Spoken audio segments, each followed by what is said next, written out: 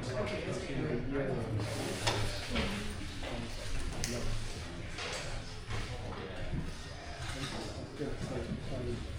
morning, everybody, and welcome to what I believe is the coolest room in this entire building. What's kind of the coolest camera of the morning. So today we'll be talking about the glorious Chandra, whose words are like the full moon that cools the fire of the glaciers. And so we'll have 4 talks today, so 10 minutes the first, but it'll be me, then it'll be Jed, and then it'll be Jake after the coffee break, and then people can go into other things. So, without further ado, President, please.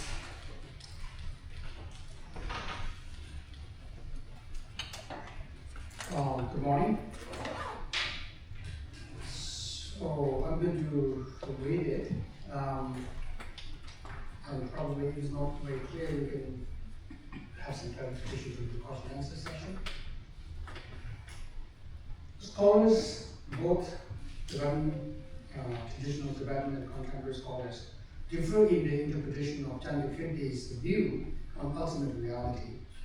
While some interpret his assertion of the complete absence of inherent essence or power as implying rejection of any coherent stance in conventional reality, Tsongkhapa Losungkhapa argues otherwise. That is a form of the tradition, following what he thinks is true interpretation of Candrakīrti.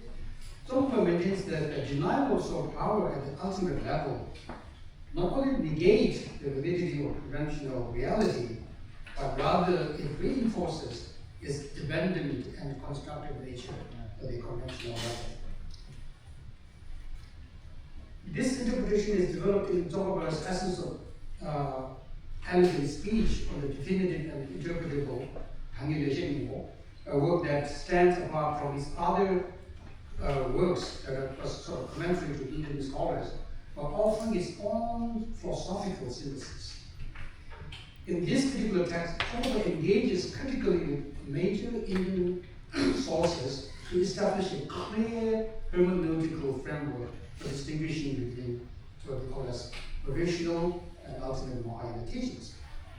And his analysis combines rigorous logical reasoning with close textual interpretation. And this is basically my initial attempt to understand Tsongkhapa's position on this. The status of conventional reality and ultimate reality. To articulate presenting a Madhyamika view, Tsongkhapa draws heavily on Candrakīrti's key works, the Prasannapada and the Madhyamika Avatar, while also contrasting them with other Viveka's writings. The founder of what we now call so Candrakīrti Madhyamika perspective as expressed in his texts like Prajna Pradipa, Madhyamika Kriya Karika, Prakajwala, and so forth. Additionally, Tsongkhapa critiques the Yogacharya reliance on Sandhi Vimochana Sutra for hermeneutical authority, or instead arguing that for Madhyamikas it is the Hakya Madhi Nidesha that we should identify as the foundation for interpreting Mahayana text as to what is relative and what is conventional. Ultimately, Tsongkhapa argues that Candrakīrti insight in emptiness does not eliminate the reality of conventional world. And on the contrary, as I mentioned earlier, by rejecting inherent existence, he maintains that Madhyamikas are able to hold a coherent and functional account of dependently arising phenomena at the conventional level. So in presenting Madhyamika philosophy, a central claim is that phenomena do not exist inherently, but only as conceptual interpretation upon the basis of valid basis of distinction. So that means that whenever we see a phenomenon, it is not our direct perceptual projector to which the phenomenon appears, but it's to the conceptual mind that to which the phenomenon appears. Even though projector does play a role, it is the conceptual mind that basically determines what the phenomenon is. This view, Candrakīrti and further developed by Tokabra, insists that when you call phenomena or things and objects and so forth, when we say they have no independent essence, what their meaning is they are rather conceptually, conventionally here really means conceptually known through the conceptual activity of the mind. Not just that we can just conceptually impute anything, but there has to be basis of designation. Thus, epistemology and metaphysics are maintained here in Candrakīrti's tradition, and also inestricably linked. The nature of what is cannot be discerned apart from the manner in which it is known, a principle that holds across all schools of Mahayana thought, as we shall see. So for Candrakīrti, as I mentioned earlier, and talked about, conventional phenomena, or transactional or conventional reality appeals to the conventional mind, that is to say, to the conceptual mind. So following Candrakīrti, defines non-conventional reality, samvritti-satya, as that which is merely imputed by conceptual thought.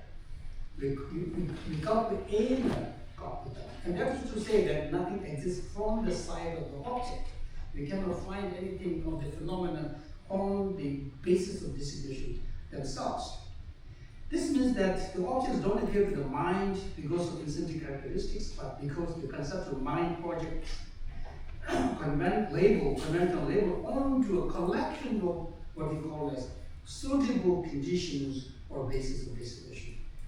A pot, for example, a table, for example, does not arise from a pot-like essence, the appearance of the pot, but rather it is conceptually designated upon many parts of the basis of designation, such as shape, function, and so forth, that would support such a designation. To explain this, Candrakīrti actually, in his personal father, uses the example of a hand operating wheel, hand wheel that is kind of operating to bear in India as well, traditionally. And also which basically has just a body. There is no head, there are no legs and stuff, hand wheel, just a body, right? But then the other example that he uses is a rahula, is a celestial being that only has a head, no body, no legs and so forth, right? So he says, although these entities are incomplete, it is still conventionally valid to refer to the meal's body. Although meals is just the meal's body itself, but we still say meal's body, right? And it is also okay to say we talk about Rahula's head, right? By conceptually including Rahula on the basis of just Rahula's head, right?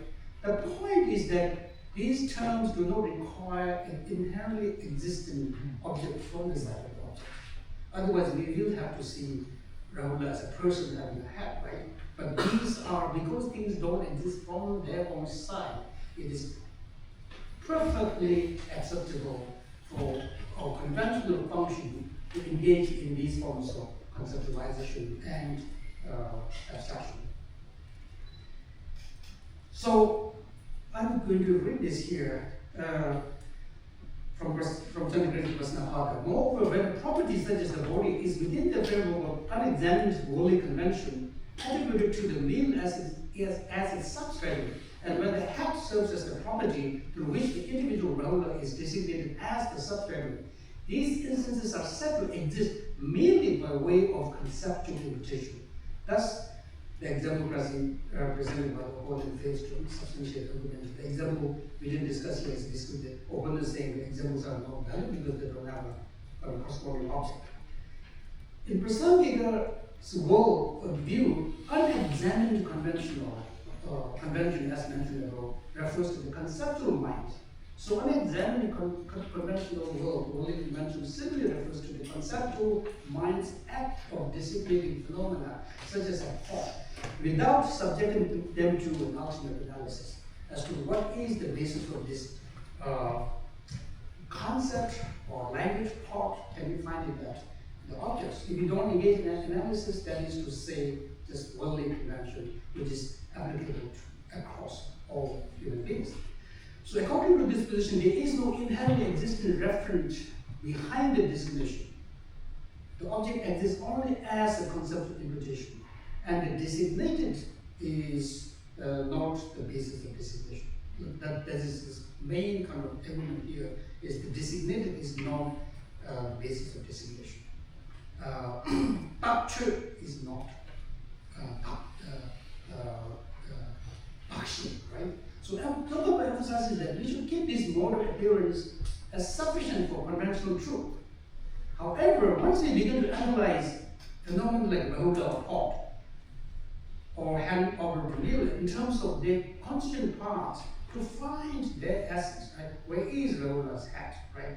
Then we move beyond conventional functioning and we enter the domain of ultimate analysis, where we will not find such essence no longer. But it is not the case that direct perception or projector has no role at all in the conventional world. One key insight in this framework is the distinction between direct perception and production and conventional cognition, the Kappa. Some argues that what appears in immediate sensory experience is not the object as a unified and determined object, but a raw fragmented impressions, shapes, colors, parts, which you call as the basis of designation. For instance, just to kind of prove this point, he says, when we see the mouth of a pot or a leg of a table, although we do not directly see the full pot, yet we conceptually label that as a pot. This is how we see the operation of the conceptual mind. Therefore, all phenomena appear to us as coherent object only through conceptual imputation, not through direct perception. So Thomas' interpretation here can be meaningfully compared to Kantian philosophy, although of course there are key differences. Where perception must be structured by concepts in order to yield phenomenal knowledge for Kant, right? Just as Kant emphasizes that the mind actively synthesizes manifold of intuition, and what he meant by that is the sense data, right? We are kind of receiving sense data, none of which this is basically object, phenomena, table, and so forth. But the conceptual mind, what it does is it does the organizing, the determining, right? So similarly, Tokugawa affirmed that the world of conventional phenomena is constructed by the conceptual mind based on, but not reducible to its basis of designation. So this is the key point, not reducible. This is conceptually imputed on the basis of designation, but it is not reducible. We cannot find that in any of the constituent parts in the basis of designation. This conceptual imputation, however, is not arbitrary. It must be grounded in valid basis of designation. There must be something perceptible, like parts of a pot and so forth. And we can go on and on through the particles, so there's no particles like that. Yet none of these parts know their collection is the phenomenon itself of the pot. This avoids a nihilistic reading. Phenomena are not unreal in the sense of being just like mere hallucinations. But what is meant here is they are just empty of inherent existence, but conventionally valid, functioning, and appearing to the conventional mind.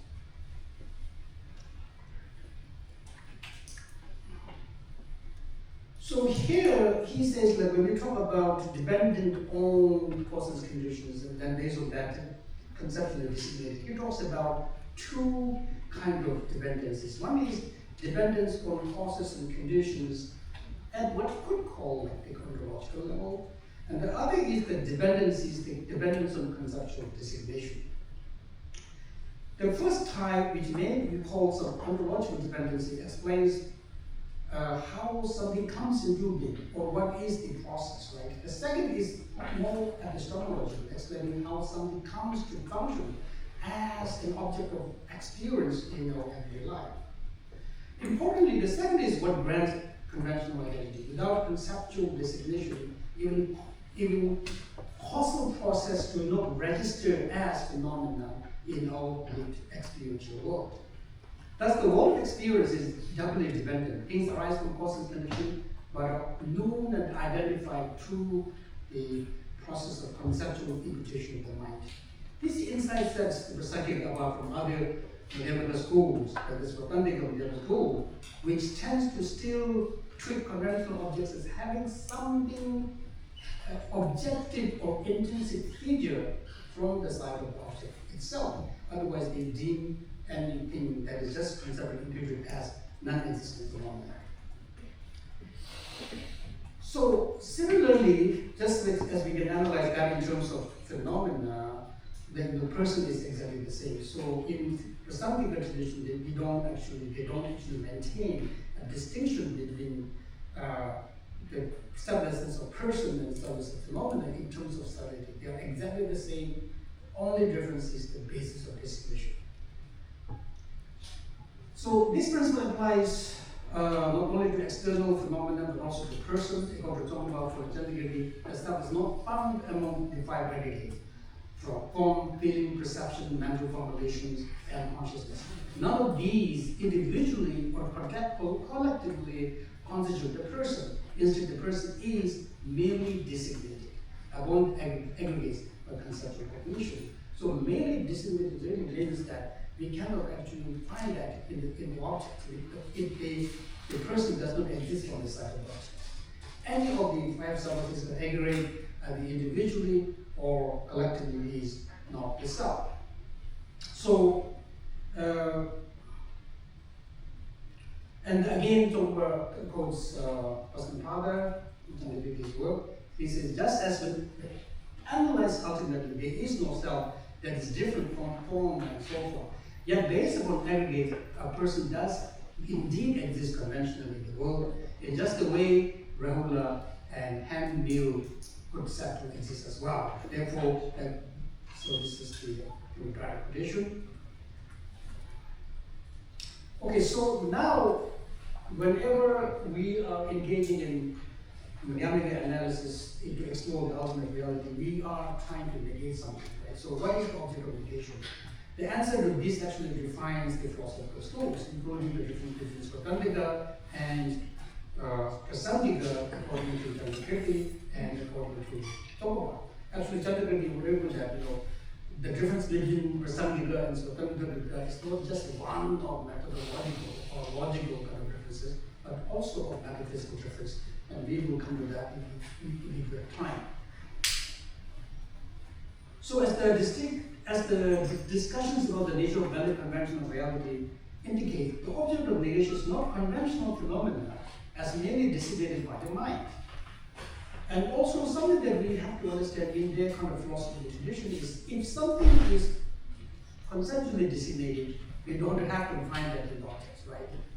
And that is also a key concept from this tradition. Rather, it is the grasping at person and phenomena as existing inherently from their own side, which is the object of negation for Candrakīrti and for Tongbao.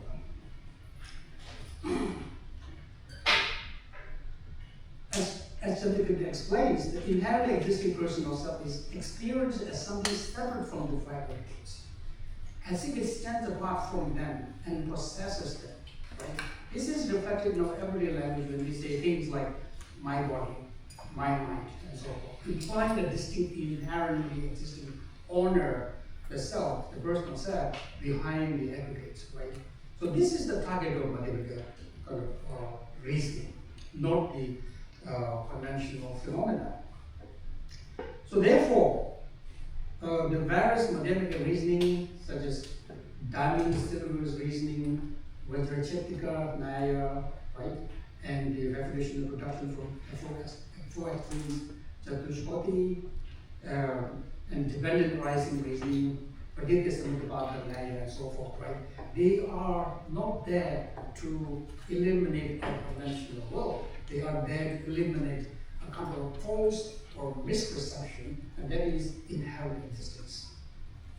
And as soon as we understand that, then these Madhyamaka reasonings tend to make sense. Because otherwise, if we identify a conventional phenomena and then analyze that in terms of whether, for example, it arises from one or other, from self, from both, and so forth, we become a version that doesn't make any sense. So according to Prasangika school, ordinary beings experience the world in two distinct modes. There are two distinct modes of experience, right? At the first level, phenomena appear based on valid basis of designation. So to designate or impute a phenomenon simply means that as soon as we see any of the basis of designation, something appears to us, a thought appears to us, a sense of self appears to us, right? So to generate our sense of self, we don't have to experience all of the five physical aggregates together. Just one feeling is all I'm feeling this, right? It's sufficient. So therefore, that feeling, he says, is something that is common. When he talks about worldly transactional reality, right? The world of convention is what he follows the conventional world. This is the universal feature. When we see something, a concept appears to the mind. And the appearance of the concept is what is also meant by designation here. The second mode of appearance, which is the target of Madhyamika reasoning, is not all the time, but most of the time when we see a conventional phenomena, we also have a different kind of appearance. This appearance is, it appears as if the object exists on the side of the object itself. When we see a table, we don't actually realize the conceptual invitation that has happened here. We see as if, we are encountering objective phenomena in the world. Our consciousness is encountering objective phenomena in the world. And if that is the case, then it should be visible to our direct perception, right? And this is going to be a key difference between Candrakīrti's Prasangika, Madhyamika, and Pāvāvika's Svatantika Madhyamika, where he says that the object appears to the direct perception. So therefore, what we in the Svatantika Madhyamika tradition, it is they still say things are imputed by the mind. But what we mean is that there is something from the side of the object, but it is Swalakshana, having Swalakshana, but also it is also imputed by the mind, right? So maybe I'm going to do a little bit of this thing.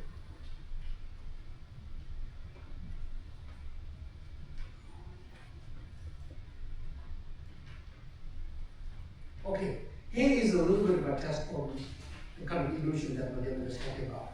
If you look at this word Buddha, right? I want you to see, where the word Buddha, where the concept of the language Buddha is to be found in each individual kind of letters, right? Or is it to be found in the entirety of the name, right? So most of the time, we tend to think that it's something there, right, from the word Buddha, right? But D-U-D individually is not the Buddha. Together is not the Buddha. So this is kind of experiment with saying that if the conceptual mind is directly involved. So therefore, so Thomas talks about the criterion for conventional validity. It must be conventionally valid, that is to a conceptual mind. It must not be contradicted by a subsequent conventional mind.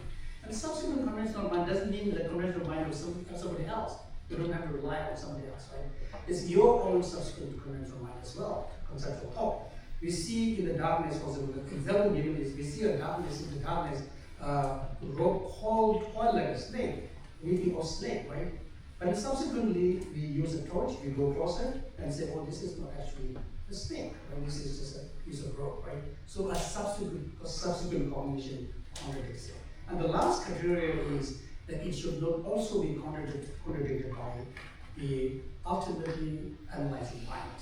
As we mentioned earlier, the Madhyamika reasoning to analyze the ultimate nature of the mind does not eliminate or negate the phenomena. Okay, I think I'm going to stop here and pull in some questions.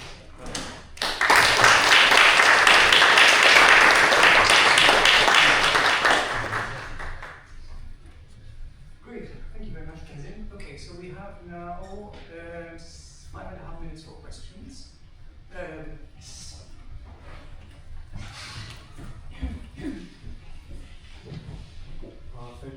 much for a very interesting talk. I think in the criteria for conventional validity, I think the first one is chicken la drapa, isn't it? Chicken la drapa. So it's local parsida. So it's known or established in common usage among everyday people. And then the second one is Pani Shepa, or something like that. Pani, yeah, right. So some Java Arka Kamana can't be abada, can't be bada, negated by Pani Shepa or some Java Arka Kamana. And then likewise the third can't be negated by something that's cognition, which is Shupa, something like that. Yeah. So those three criteria seem to be a kind of sequence where he's laying out the broadest sense of something that could be possibly existent within the world, and then he's gradually applying the Yamaka analysis to determine that they don't exist the way they appear. It seems to me. Does that make sense to you also? Yes, that's right. But the key thing that when you really read Candrakīrti and talk about carefully, when you say Panya la Tabba, it is like well-known in the conventional world, right? Right. It doesn't mean that, like it's just something random. What it means is that it's a universal structure of the consciousness for everyone. Sometimes they say from a cowbird to a scholar. Same thing. We see a part of a table, like the basis legislation, the conceptual mind of a table appears, right? And whatever kind of name that we use doesn't matter. And the subsequent cognition is, doesn't have to be somebody else. People make this mistake. Okay, so our conventional world is dependent on someone else. So I ask, well, is this a table? And somebody says, no, there is no conventional world. Or conventional world is like very sort of relative. It only means subsequent cognition to anybody. My own subsequent cognition, like as I mentioned earlier, we go closer, we have a torch, now we don't see the snake, so it is cognitive to that. Yeah. Thank you, yeah. A minor correction, it's Rahu's head rather than Rahula's head. Because, Yes. Thank you. Right, I think Rafael was next, so we have time for one quick question. Thank you for the presentation. I have a question. I wonder if you can just go back to the slide on perception and perceptual synthesis. Yes. So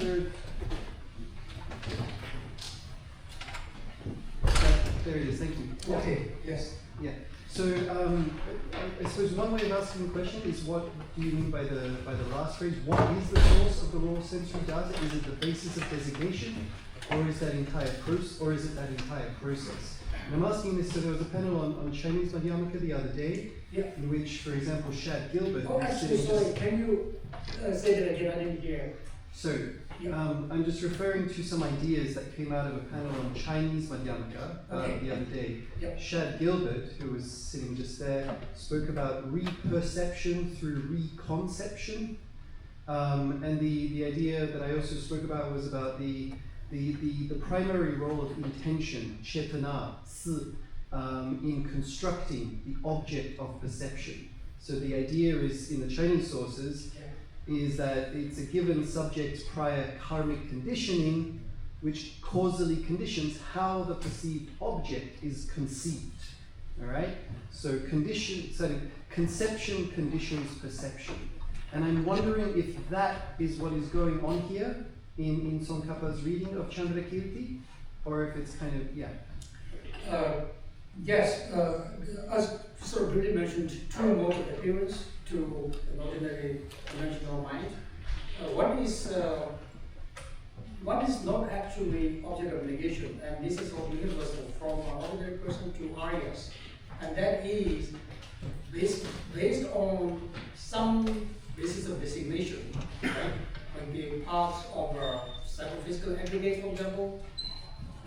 The concept of a self, personal self, arises. But as long as you know that the process, right, the self does not exist from the body, but it's actually appears because of my conceptual limitation, that mode appearance is not driven by karma.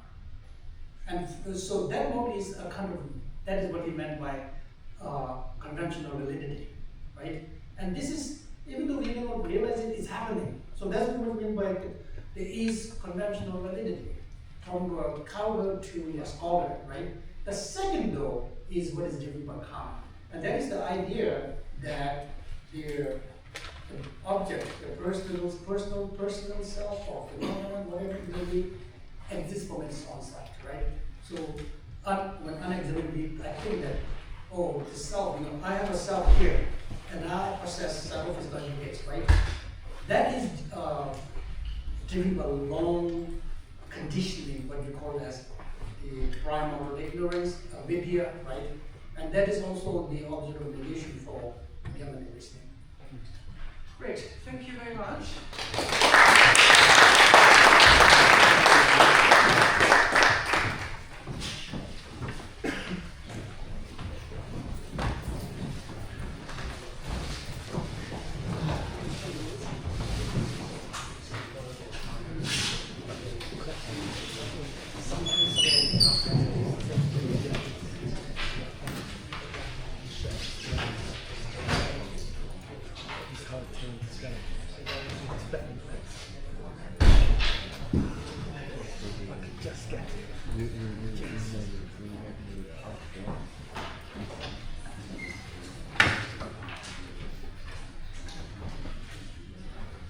So I made a couple of printouts of the slides as a handout. I'm going to pass it on in just 2 pages.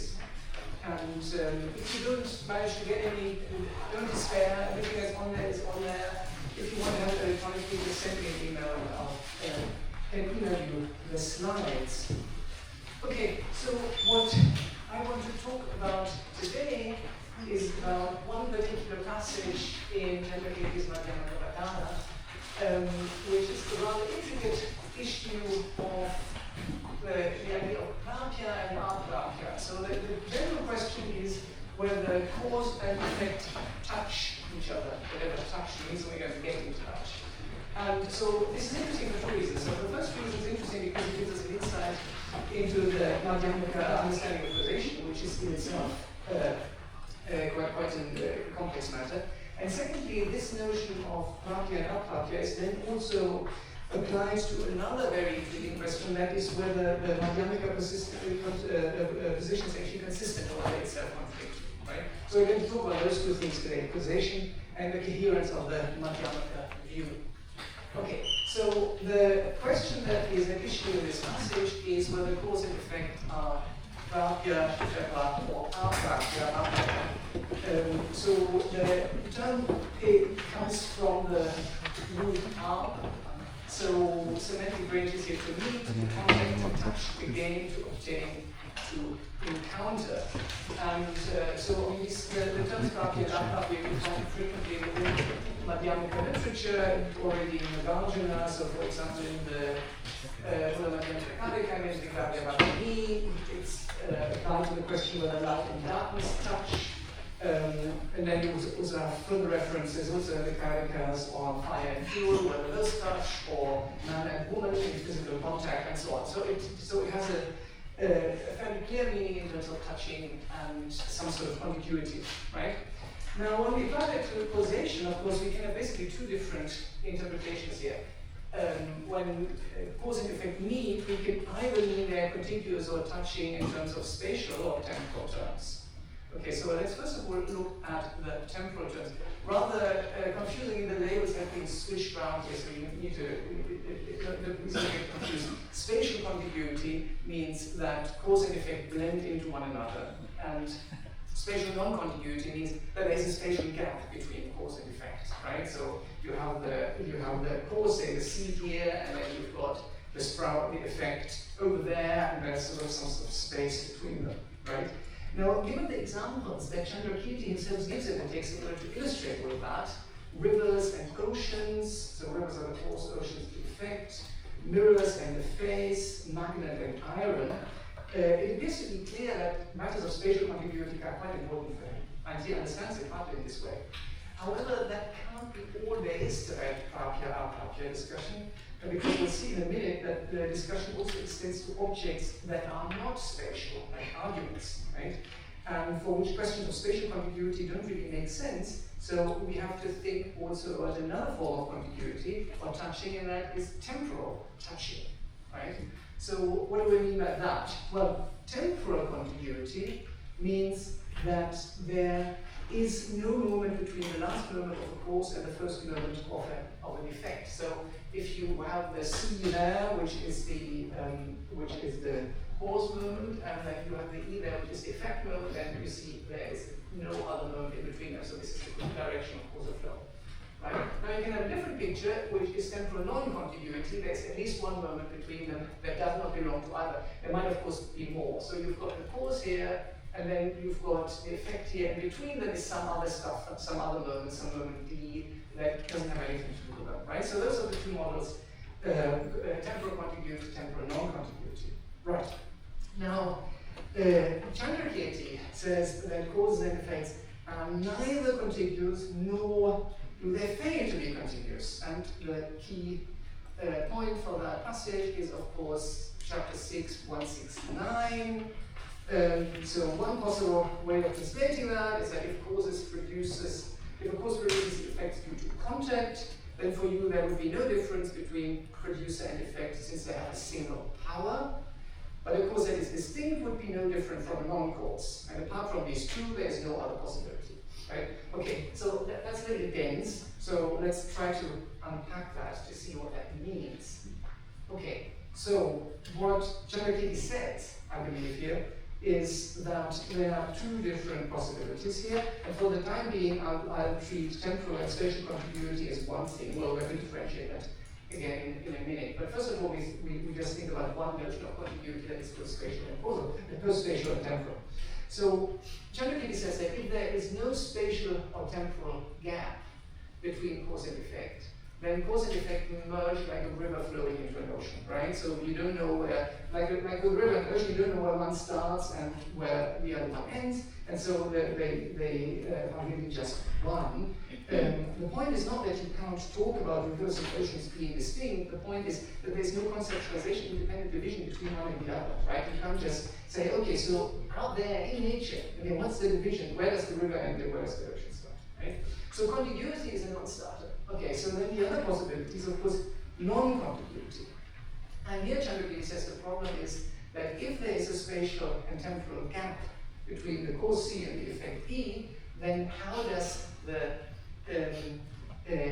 the sequence CE differ from some other causally unrelated event F that occurs in the sequence CDF 2 moments after C at a different location? So you've got the first example that we had already here. You have the cause, and you've got the effect, and you've got some other stuff in between this temporal sequence that separates them, right? Now compare that to this sequence here, where you've got the cause, and then you've got some other stuff here, and then you've got some random event F that is not causally connected here, right? Now the question is then, what distinguishes the CDE sequence from the CDF sequence, given that we think CDE is causal and CDF is not?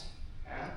And what Candrakīrti says is that you can't give an answer to that is in any way grounded in the world. Now Candrakīrti doesn't say the crazy thing that you can't tell whether something causes something else, right? Whether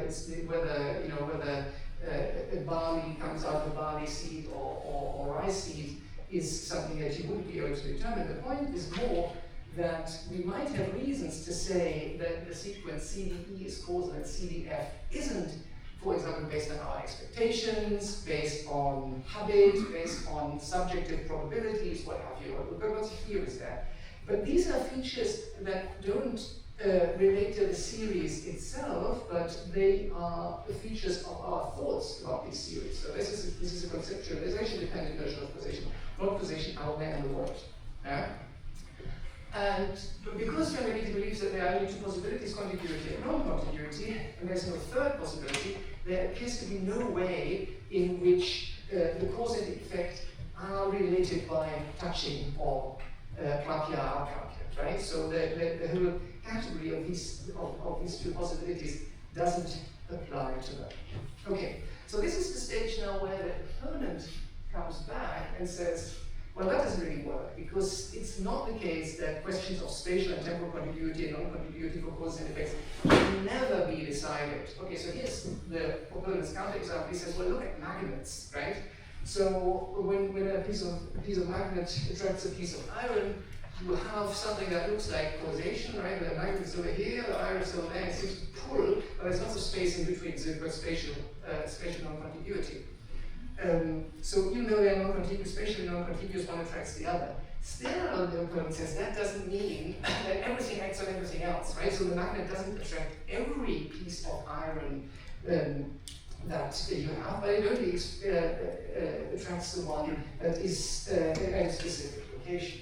Yeah? So it doesn't follow, the opponent says, okay, that because you've got the distance, the spatial distance in this case, that you cannot relate them at all, right? Because even though there seems to be action as a distance, you can still say that the magnet and the iron are somehow related. Okay, so now, what about Candrakīrti's reply to that? Well, I think there are basically two things. There's one thing that Candrakīrti really says, and I think another thing Madhyamaka could also say. So I'm going to look at both. So first of all, what Candrakīrti says, I believe, says, look, the opponent has to explain how action at distance works in the case of magnets without making everything work on any other distant object. So it has to produce a theory of how that works that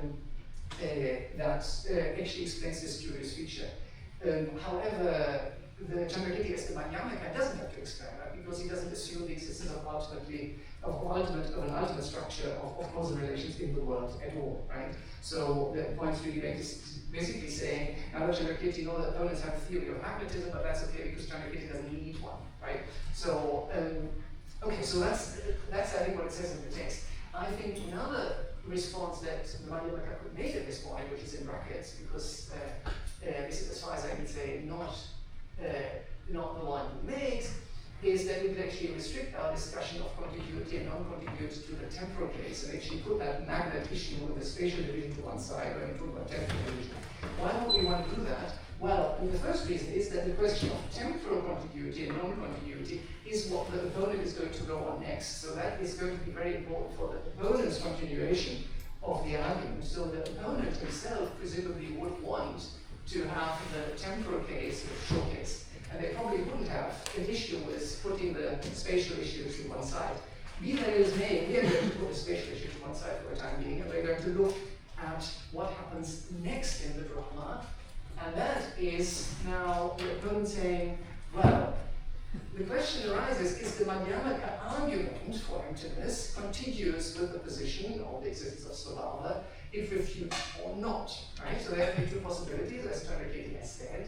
So now the Madhyamaka has the problem that they're undermining causal relations. The Madhyamaka simultaneously undermines the causal power of any attempt to convince someone of an argument undermining the causal relation, right? So the Madhyamaka takes away his own tools that he needs in order to prove what he wants to prove, right?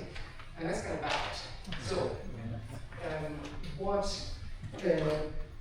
is happening here? So first of all, perhaps a bit of clarification, because you might think, well, this is somewhat peculiar, because we usually think about refutation or refuting as a relation between sentences or sets of sentences or theories or sets of theories, right? Well, this is obviously not what's going on here, because in this argument, the relation between a thesis and a refutation is understood as causal, right? Not as a logical relation. And I think one, or perhaps also as a logical relation, but certainly, most importantly, here causal, and this is what the refutation that the opponent produces is directed at. So one way we could think about that is you think, okay, you've got Chaitra and Maitra, and Chaitra has some belief in his mind about Svabhava, and then Maitra comes along with the Madhyamaka argument, and he utters this argument, so this is a concrete sound event, and as an effect, then something happens in the mind of his opponent, and he changes his belief, right? So you've got a causal process here, which basically tracks the logical process of refutation, yeah? And now the opponent to Candrakīrti says, okay, so if A and B cannot link up causally, you cannot use A to refute my belief, B, the belief that things can link up causally, right? So the Madhyamaka seems to be caught in a problem here of self-refutation. Okay, so how does the Madhyamaka get out of that? Well, one way to say is that probably the continuity only has to be resolved if we want to refer to ultimately real relations between ultimately real entities, if the Madhyamaka does not have this view of its own arguments. So what that means is that if the relata and the relations are not ultimately real, there's no reason why the contiguity question even needs to be resolved, right? Relata can fulfill a function without the contiguity question being resolved. And the example, of course, that we find here and in other sources is that of a reflection in a mirror. So an object that you see in a mirror is not anywhere out there, right? But we treat them as make-believe projections that allow us to interact them with in a convention-based way. So what do I mean by that? Okay, so on the one hand, when I stand in front of the mirror in the morning shaving, then I think the face that I see in the mirror is me. Even though it's obviously not me, it's actually an enantiomorph of me, meaning it's flipped around, so the guy in the mirror has the heart on the other side, and so on, right? So, so we deal with these kinds of reflections in the mirror, even though we consider them to reverse right and left. We don't think that they're reversed up and down. We also, even though I think the face in the mirror is my face, when I shave, I don't go shaving the mirror, right? I shave here, I don't shave over there, right? Now, why is that? Well, this is just how we interact with mirrors, and then this is how we use them in order to get stuff done. But I ask now about the ontology of the mirror object. It ends up in complete confusion. And what is even worse, when we try to sort of strip the world of conventions of these conventions in order to see what's really going on beyond the conventions, and what we end up with is not some sort of pure thing in itself that stands there in its glorious structure, but we end up with nothing, right? We strip it all away and there's nothing left. And that, the Madhyamaka says, is the problem. This is why you can't drill down to the bottom of reality, because then there's nothing there. Okay, so despite the dubious metaphysical status of mirror images, we can still unproblematically speak of causal relations involving them. And so the Madhyamaka, the Madhyamaka argument to dispel belief, we do not have to be able to provide an analysis of the relata and the relation in any fundamental sense, right? And so Candrakīrti illustrates that with this cosmetic metaphor, where he says, just as the unreal image in the mirror is used to beautify the face, so our arguments of the sort of existence that things have can similarly cleanse the face of insight, right? So you use, there's not shading but cosmetics here, but basically you use this unreal reflection in order to do something at the level of conventional reality. So what that means is that the problem of continuity only arises if we assume that there are objectively real causal relations that have one property or the other in a mind-independent manner. But the Madhyamaka denies the ultimate existence of the causal relation, and if causation is fundamentally mind-made, there are no objective facts about cause and effect being really contiguous or not, right? So if you take another illustrative example, so if I take some LSD and then I see pink elephants flying around in the top of the lecture hall, and I think, oh, this is somehow odd, the way they move, that doesn't actually follow the Newton's laws of motion. So I wonder what kind of laws they actually follow. And then I try to work out the physics of that thing. There's obviously something going wrong here, namely the assumption that there is such a thing as an objective dynamic of something which is an illusory elephant. Yeah? Okay, so I'll come to the close now, and the final thing I want to do is actually assess the plausibility of this entire argument that we've been looking at now. Okay, so first of all, I'll start with space. So the argument against spatial contiguity is more specific. Yeah? So that works best when considering relata with unclear spatial relations. So again, we take the example of the mirror image when you ask yourself, okay, so where is the mirror image actually located? So is it on the surface of the mirror? Or is it equidistant behind the mirror? So if I stand a meter away from the mirror, is then my mirror image a meter in the other side? But of course that's the wall, right? There isn't anything there. So is it in some kind of imaginary space, and so on and so on. So if you think there have to be answers to that question, then we think that there's some sort of objective structure of this entire reflection relation. And that is exactly what the Madhyamaka is questioning. So, so if relata, on the other hand, relata with unclear spatial relations can be unproblematically involved in causal relations, which everybody who uses a mirror demonstrates, because there's nothing complicated in doing that, then the causal relation cannot demand that the nature of its relata is ultimately determined in terms of the spatial plapia or aplapia. Okay, so now coming to time. So the argument against temporal contiguity is the more general one, and it can be applied to a wider variety of cases. So if events C and E are temporally contiguous, then the question is, why are they mind independently not two events? Right? So they blend into each other, and we talk about two events, so we only do that because the mind makes a cut. There's no cut in nature.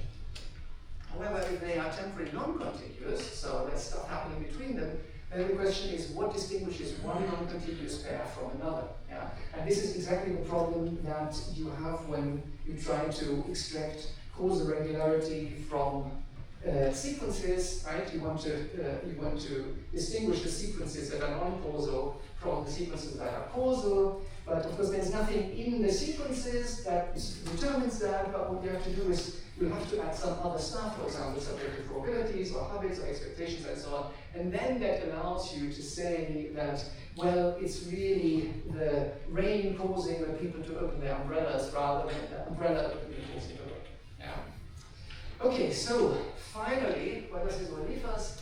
Well, this convention-based understanding of causation is all that is needed to explain causal efficacy, both in productive relations, for example, seeds and sprouts, and also in argumentative causal relations, as in thesis and refutation, were the two big cases that we're looking at today. So as a consequence, then, agriculture, debate, and so on can involve causation at the surface level or at the conventional level without having to assume that there's anything ultimately real in terms of a real causal relation standing behind it. And that's where I stop. Thank you very much.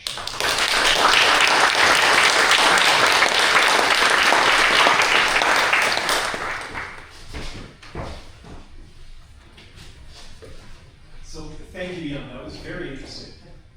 So I haven't studied these passages in Candrakīrti, but there are discussions of this or closely related issues in many Indian texts, in particular in Kumarala. So in Kumarala, he's for contiguity, right, in the temporal sense. But what he would mean by contiguity is not that there have to be two different moments with no gap. He would mean that cause and effect have to temporally overlap. Right. There has to be a time when they both exist. Yeah. So I would suggest actually that that understanding of what temporal contiguity consists in would make one aspect of the argument stronger, namely the claim that the contiguity would cause cause and effect to coalesce or collapse, right? Because they would be at exactly the same time. So how do you distinguish them? Okay, so thus, might that be a possible interpretation of your text? Or is there something about the text that makes the immediately adjacent moment interpretation better? Yeah. Well, I think the difficulty with that Kumarala example is that that wouldn't work against the temporal metaphysics of moments that I think Candrakīrti is presupposing here, right? So you have when I look at the C, D's, and E's and so on, these are supposed to be dharmas, right? So they're at the bottom level of the ontological chain. And I believe that Candrakīrti takes this seriously as the best account of conventional truth, right? Of course, he doesn't believe that in any way as an ultimate reality, but in terms of conventional reality. So if you have that, and then if you also assume that cause and effect can overlap, then of course cause and effect can have parts, so they can be atomic, so they can be dharmas. So I assume that is what the Madhyamaka would reply to Kumarila and says, look, okay, so then we have to have another discussion here in form momentariness and say, okay, so you can't actually have spatially extended, temporally extended dated moments, and therefore you've got that problem.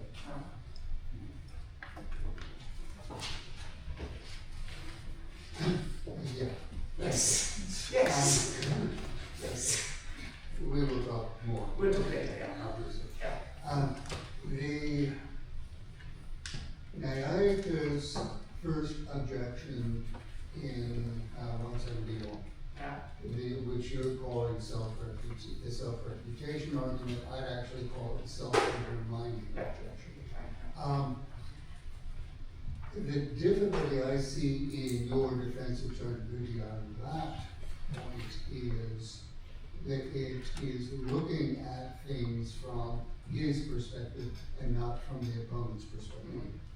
Candrakīrti has to expect, as a Madhyamaka who is trying to cure these poor Nyayikas of all of their moha, he has to expect that his utterance is going to have a certain kind of effect on his interlocutor. And from the interlocutor's perspective, since they do not already share Candrakīrti's standpoint, the question is that going to work? Is it the case, as far as the interlocutor, the Nyayika, sees things, that in fact this utterance will bring about the cessation of belief in real causation? And from their perspective, the answer is clearly no, it won't. I mean, sure, Candrakīrti thinks there are, and he thinks he has good reason to, there are no real causes and effects. The Nyayika doesn't accept that. Doesn't accept what? Does not accept that this utterance could only function at the conventional level. No, that's right, yeah. Because they think it goes below the plastic level. Yeah. Yeah. So, why should the opponent be moved by Candrakīrti's priority? Well, I mean, of course, we have to distinguish first of all between, what happens psychologically and what happens metaphysically. Of course, you can say, okay, I'm not convinced by that fine, right? But that's not the point you're making, right? So the point you're making is that, okay, so the Nyayika assumes that there's causation at both levels. There's ultimate causation and there's conventional causation, and they probably work in some kind of the right theory of causation, and that's that if the Nyayika is ever going to be convinced of anything, then the causal process is happening of the type I've described, where some utterance changes some belief states, and that is happening both at the conventional level and the ultimate level, right? Okay, good. Now, okay, so Candrakīrti doesn't accept that there is causation at the ultimate level. Yeah, but this is, of course, I mean, this is where you need a sub-argument, right? So then you have to say, okay, so in order to sort, in the same way in which we needed a sub-argument in order to deal with Kumarola's point via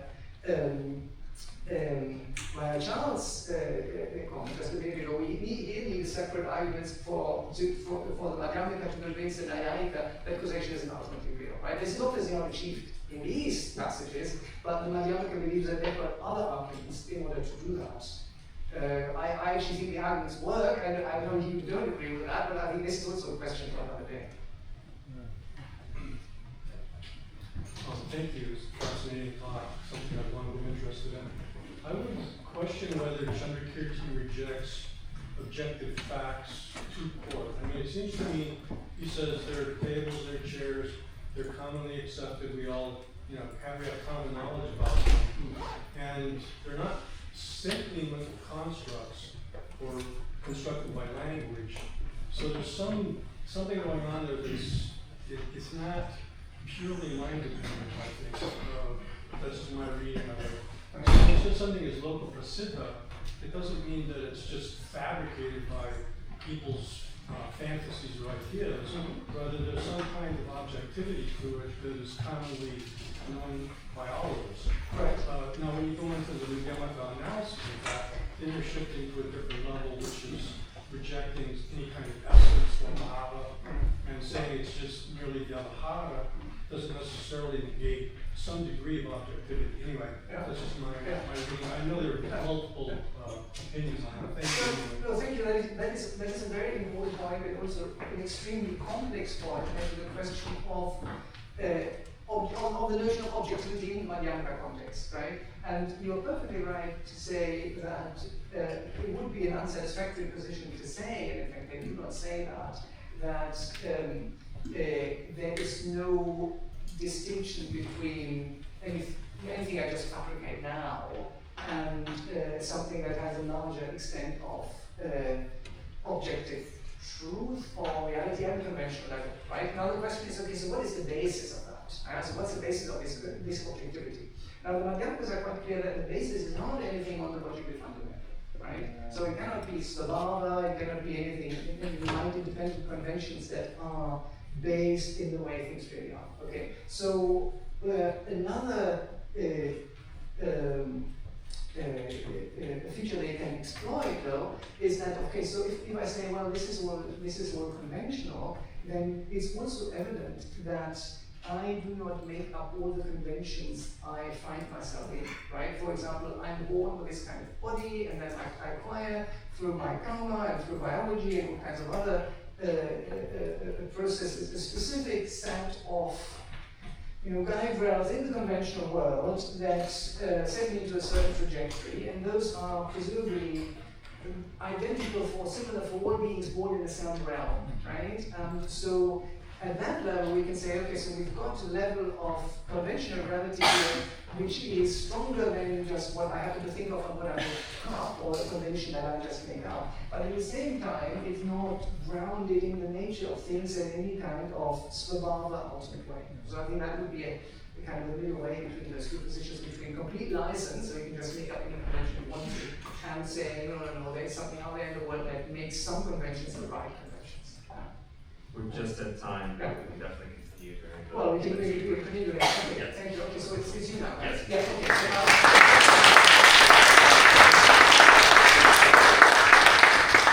So,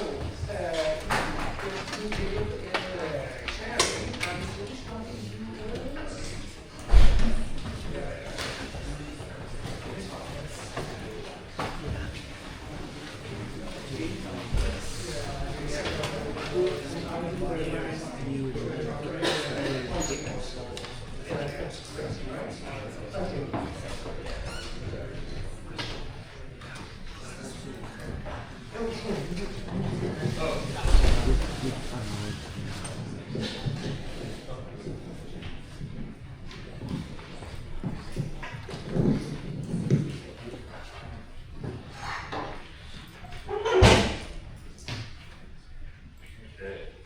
Hi everybody, we made it to the end. Yay, last day. Thank you for staying. I appreciate your attention. I'll jump right in because I'm at 20 minutes ahead of time this. So yes, what's Candrakīrti and Yogacara? We'll see. Candrakīrti's criticism of Yogacara is well known. How well that criticism lands, however, is less clear. My paper explores Candrakīrti's Madhyamaka Avatara, the MA, and Asanga's Mahayana Sangraha, the MS, on this front. In the MA, I focus on verses 69 through 72 of chapter 6, along with their commentary in Candrakīrti's Bhashya. In the MS, I focus on chapter 2, a sextet of verses in particular. This chapter concerns the characteristics of knowable objects, Jnana Lakshana. Both selections discuss stable Yogacaran concepts, specifically Mainomi, Chittamatra, or Vijñāti-matra, and the three natures, Sri Svabhava. In the first section of my paper, I give some evidence as to why Candrakīrti may have Asanga in mind in verses 6.69 through 72. In the next, I explain Candrakīrti's core arguments in those verses. These contend that Yogacara amounts to an illicit idealism, while their view on the dependent nature, Paratantra, entails an impossibility, an object that exists but is not observed. Next, I'll explain Asanga's actual position in chapter 2 of the MS, revealing that Candrakīrti has missed the mark. My analysis suggests that, at least on the metaphysical front, Candrakīrti and Asanga are more simpatico than Candrakīrti gives credit. However, in terms of soteriological practice, there is variable disagreement. I explore this in the last section. I conclude with the final word on the titular question of this paper: was Candrakīrti a Yogacaran? So moving into the first section. The MA levels verses 6.69 through 72 as an attack based on Candrakīrti's understanding of Yogacaran doctrine concerning the relationship between subject and object. But we cannot know Candrakīrti's specific target with certainty. Nevertheless, there is some circumstantial evidence that this may have been Asanga, either directly or indirectly. Namely, the MA cites two idiosyncratic examples in relatively short succession that also appear together in the MS. The shared use of these examples may constitute a mimetic trace, tracking Candrakīrti's reliance on the Sangha. They are 1, vivid appearances that occur as a result of meditation, and 2, ghost seeing plus where humans see water, which Jake is doing a whole dissertation on, which I highly encourage you to read once it's available. So the Yogacaran uses the first example to support their rejection of external objects. If meditation can produce an appearance that is indistinguishable from seeing some object, then we have some reason to suspect that nothing we perceive has a real external counterpart. MA verses 6.69 discusses one such example, the yogic ability to meditatively perceive the world as full of bones. Candrakīrti identifies this bone meditation as part of a more general class of meditations on repulsiveness, Ashubha. Indeed, repulsive bone meditation of this sort traces back to the Pali Suttas. The earth kasina or kritsna meditation is also part of this mimetic cluster of vivid appearances produced by meditation. In this practice, the meditator imagines a mental earth disk with the goal of controlling that element. Here too, the meditative image becomes so vivid that the element appears in front of the meditator as if it were really there. This was famously cited by Candrakīrti, together with meditation on repulsiveness, as an evidence of vivid meditative appearances. And the Sangha mentions both the bone and kasina meditations in the Vinishchaya Samgrahani section of his Yogacara Guni. In chapter 2 of the MS, however, Asanga only references the kasina meditation directly. This occurs within a sextet of contiguous verses, which, like Candrakīrti's verses, concern the rejection of external objects. And this sextet, in turn, begins with the ghost example, marshal to the same conclusion. That is, because a ghost and humans see different liquids, there can be no external liquid out there independent of their perceptions. And in the MA, Candrakīrti references the same example in verse 6.71, only one verse away from his discussion of bone meditation. These clustered examples are by no means exclusive to the MA and MS. For example, Siramati discusses both together. But I have yet to find them treated in tandem by any Yogacaran contemporary with the Sangha, such as Vasubandhu. Candrakīrti, then, may have been drawing on examples popularized by a Sangha, perhaps from Siramati, but this is just speculation. Still, that a Sangha is a specific target of these verses is not definitive. For example, Asangas and Candrakīrti's verses do not share any common structure. Candrakīrti does not address Asanga's points one by one. But at the very least, it is safe to say that both thinkers are playing in the same field, wrestling with what conclusions these examples force. So, what does Candrakīrti glean from these examples? As expected, he argues they cannot support the Yogacaran's conclusion. Bracketing for the moment how felicitous his characterizations are, we will discuss the Yogacaran position as Candrakīrti understands it, beginning with verse 6.71. So he says, the ghost is aware of pus in a river bearing water. So too is the one with an eye disease aware of hairs. But once you have vitiated objects, know this, just as those are not an object of knowledge, neither is the mind. Candrakīrti couches the Yogacaran as marshalling the ghost example toward idealism or mind only. That is, Candrakīrti's Yogacaran argues that this rejection of the external liquid accompanies substantiation of the mind perceiving pus. But Candrakīrti counters that this fails. If the intentional object of mind does not exist, nor can the intending subject, he faults the Yogacaran for not taking the argument to its logical conclusion. They thus avoid the extreme of external realism only to fall off the cliff of idealism.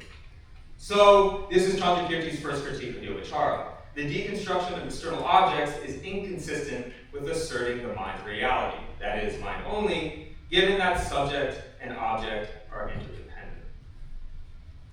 However, this critique has no bite if the Yogacaran does not, in fact, assert the mind to be real. On this point, Candrakīrti steelmans his opponent to give an a fortiori rebuttal. Perhaps the Yogacharan does not mean the mind qua the subjective pole survives deconstruction of the objective pole, since this would be incoherent. Rather, they assert some type of non-dual flow of experience, or reality simplicator, vastumatra. This mere reality is the dependent nature, paratantra, as part of the Yogacharan three-nature schema. But even this move will not save the Yogacharan. To read the verse, without an object to grasp, being a grasper makes no sense. And I read this as an objection in this next pada, or a penny stick. The forms within the dependent nature are empty of both. And then the reply, if that's the case, how could you realize its existence? It makes no sense to claim that it is ungraspable, yet exists. Candrakīrti claims that he has caught the Yogacharan in another inconsistency. If they claim that the dependent nature is non-dual, it cannot be an object of grasping, which would require duality. As Candrakīrti says, it cannot serve as the objective support of some observation, lumpate or making to bed. And in the absence of this support, nothing can serve as a basis for its designation as existing. So, being non-dual contradicts the dependent nature's existence. This is the second charge Candrakīrti levels against the Yogacharan. Candrakīrti thus rejects Yogacharan arguments for mind only on two fronts. One, if objects do not exist, nor can the mind. And two, a non-dual mind cannot exist. The first undermines the mind as a subjective counterpart to objective phenomena, while the second undermines its more capacious sense as non-dual experience, as denoted by the dependent nature. So moving to Asanga.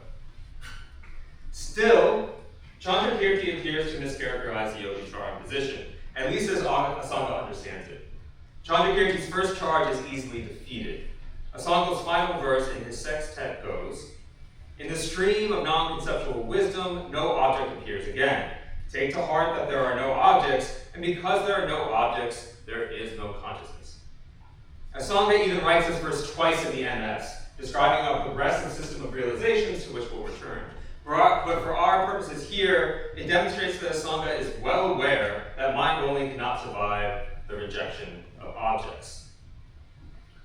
Okay, so then what then of Candrakīrti's second charge, that the Yogacharan impossibly asserts a non-dual dependent nature, both existent yet unobserved. Here, the issue is a bit more nuanced. So at some points in chapter 2, Asanga does appear to confirm Candrakīrti's charge, suggesting that the dependent nature as observed does not exist, since we only observe what is imagined, but does exist in its perfected state, which normal people do not observe. This is just like how a nugget of gold covered in mud exists, but is not an objective support, alomate or min. This suggests an appeal to parameterization, qualifying the dependent nature into two parts. One part that is imaginary, and another part that is real and perfected. If this is Asanga's position, then Candrakīrti's critique has bite, since the perfected part exists and is not observed. However, I contend that Asanga's point is more subtle. Namely, because the three natures are mutually dependent, we cannot speak of the dependent nature, even in part, as existing. This would render the perfected nature independent exactly in the manner Asanga rejects. A couple of data points suggest this read. First, Asanga avoids parameterized probandums. His paksha is explicitly the dependent nature itself, and it must both exist and not exist, and, quote, equally is and is not an objective support. Asanga is therefore not predicating different qualities to separately index aspects of the independent nature. Instead, he is using the other two natures to demonstrate that the dependent nature betrays a contradiction. So, contra Candrakīrti, he is not rejecting observability and preserving existence. Rather, the dependent nature is both observed and not, both existent and not. This is not just Asanga spouting nonsense. Rather, I think he employs this contradiction towards demonstrating that reality escapes predication, much like Candrakīrti. Other parts of chapter 2 confirm this read. An interlocutor asks why the dependent nature fails to have the characteristics of the imagined nature. Asanga couches this as a failure of naming, since names do not faithfully map the world. If they did, then names and identities would correspond one-to-one, and nothing could sustain several names at once. Or, if the dependent nature subsisted independent of ascertaining names, all things would collapse into each other. Because these are absurd conclusions, the world cannot abide as name, and yet you cannot be aware of anything without names. The world as it is thus escapes our awareness. This marks a standard Buddhist anti-realist critique, but importantly, Asanga applies this reasoning to the three natures collectively, making clear that the three natures, quote, are neither different nor non-different from each other. So if the three natures existed as they are named, then they would all be distinct. Or if they existed outside of their names, they would all mix together. Since neither holds, the three natures neither exist as named nor apart from their names. Therefore, there is no independent parameterizable part of the dependent nature that exists in a perfect state and yet is unobserved. Again, the dependent nature both bears and fails to bear these designations. Both existing and not is observed and is not. In this way, Asanga marshals a denial of disjunctive contradictories toward an assertion of conjunctive contradictories. That's my formalization of what I think is going on, which we can talk about more if you're interested. In fact, this denial and assertion are part and parcel of the same conclusion, that reality is beyond our linguistic imaginings, even that of the three natures. Asanga uses this strategy elsewhere, using counterexamples, pratipaksha, to buffer against pairs of extreme contradictories. In place of the dependent nature as a simple sign for an ineffable yet existent reality, as Candrakīrti contends, Asanga thus intends something much more subtle about the impossibility of representation. Rather than a descriptor of how things are, then, the dependent nature is a theoretical postulate leveraged toward a global error theory, revealing that nothing exists as it appears or it can be named. However, if Asanga has a global error theory in mind, one might wonder what role the dependent nature plays. Wouldn't it be sufficient to negate the imagined nature?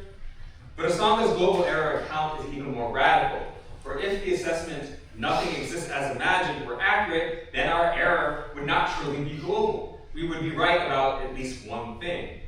But as it is, even the negation of the imagined nature cannot capture how the world exists.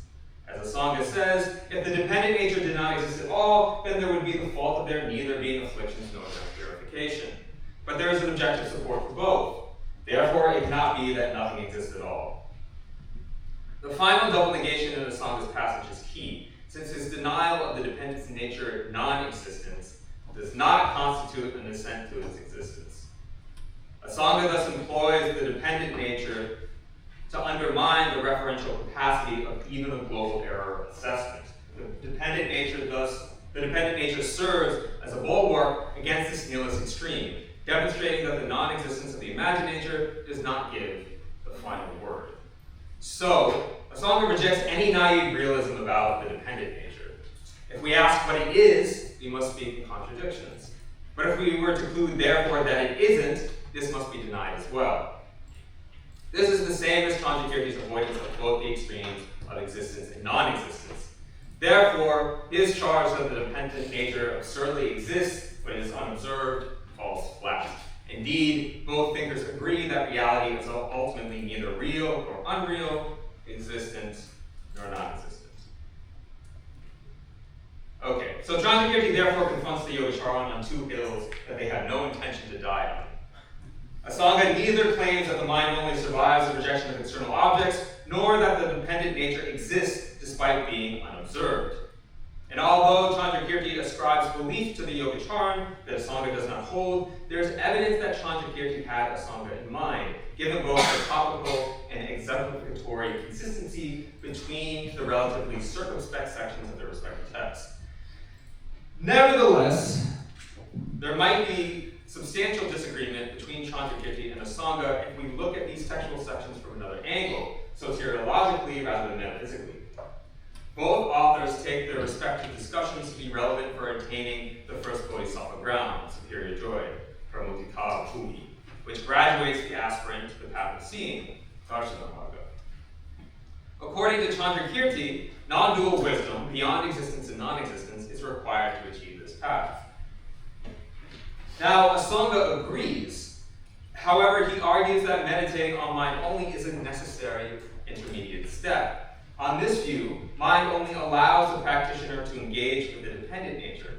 Only afterward does the meditator jettison mind only and realize that the mind does not exist either, which permits realization of the perfected nature and entrance into supreme joy. So, according to Asanga, meditation on mind only is a penultimate step toward realization. It is only a heuristic, not an ultimate account of reality. Nevertheless, Candrakīrti's critique likely reflects criticism of this pragmatic use of mind only as well. This is because he finds the mind only notion self-contradictory, exactly for the reasons he adumbrated. Worse still, Candrakīrti contends mind only further entrenches belief in independent entities, precisely the object that realization is meant to overcome. By contrast, Candrakīrti says that, quote, while the grasper does not exist as everything, ungrasped things do not exist. His middle way thus denies that things exist solely as consciousness or independently from consciousness. Asanga would deny the charge that mind only posits some independent entity. After all, to meditate on mind only is to meditate on the dependent nature. Who has the better characterization of mind only is an open question, one that I won't attempt to resolve here, but suffice it to say, here's a point of actual tension between these thinkers. While they agree about the actual nature of reality as non-dual and beyond predication, they disagree about whether mind only, even as a heuristic, has any meditative, pragmatic value. Okay, so conclusion. I titled this paper Was Candrakīrti a Yogacharan, partially to be provocative. Clearly there are disagreements. But importantly, these might not be the differences that we expect. Generally, I think we, as philosophically minded, English-speaking scholars, have a tendency to over-prioritize metaphysics, ontology, and epistemology in reading Buddhist thinkers. And I use the first person plural earnestly because I'm the worst offender here, I think. But let me also be clear. I do not mean by this that we give these thinkers too much philosophical credit. Undoubtedly, metaphysics, etc., is highly relevant in these discussions, as well as the Indian contribution to metaphysics sophisticated. Still, we often overassume these domains as the grounds upon which Buddhist thinkers either win or lose their intellectual confrontations. But there are other battlefields at play. Similarly, concepts like mind only and the three natures have unquestionable metaphysical import. But if we only evaluate them on these familiar philosophical dimensions, we may miss stakes. In this case, the substantive disagreement does not concern descriptions of reality, as scholarly discussions of mind only and the three natures are often couched. Rather, the issue is procedural. How do we move from being confounded by illusion to clarity about reality? And while there is disagreement on this question, Candrakīrti and Asanga largely agree on the nature of that illusion and the nature of reality. This is not necessarily a novel insight, but perhaps one worth repeating. For those of us metaphysically inclined, Candrakīrti shows strikingly Yogacharan colors after all. Thank you.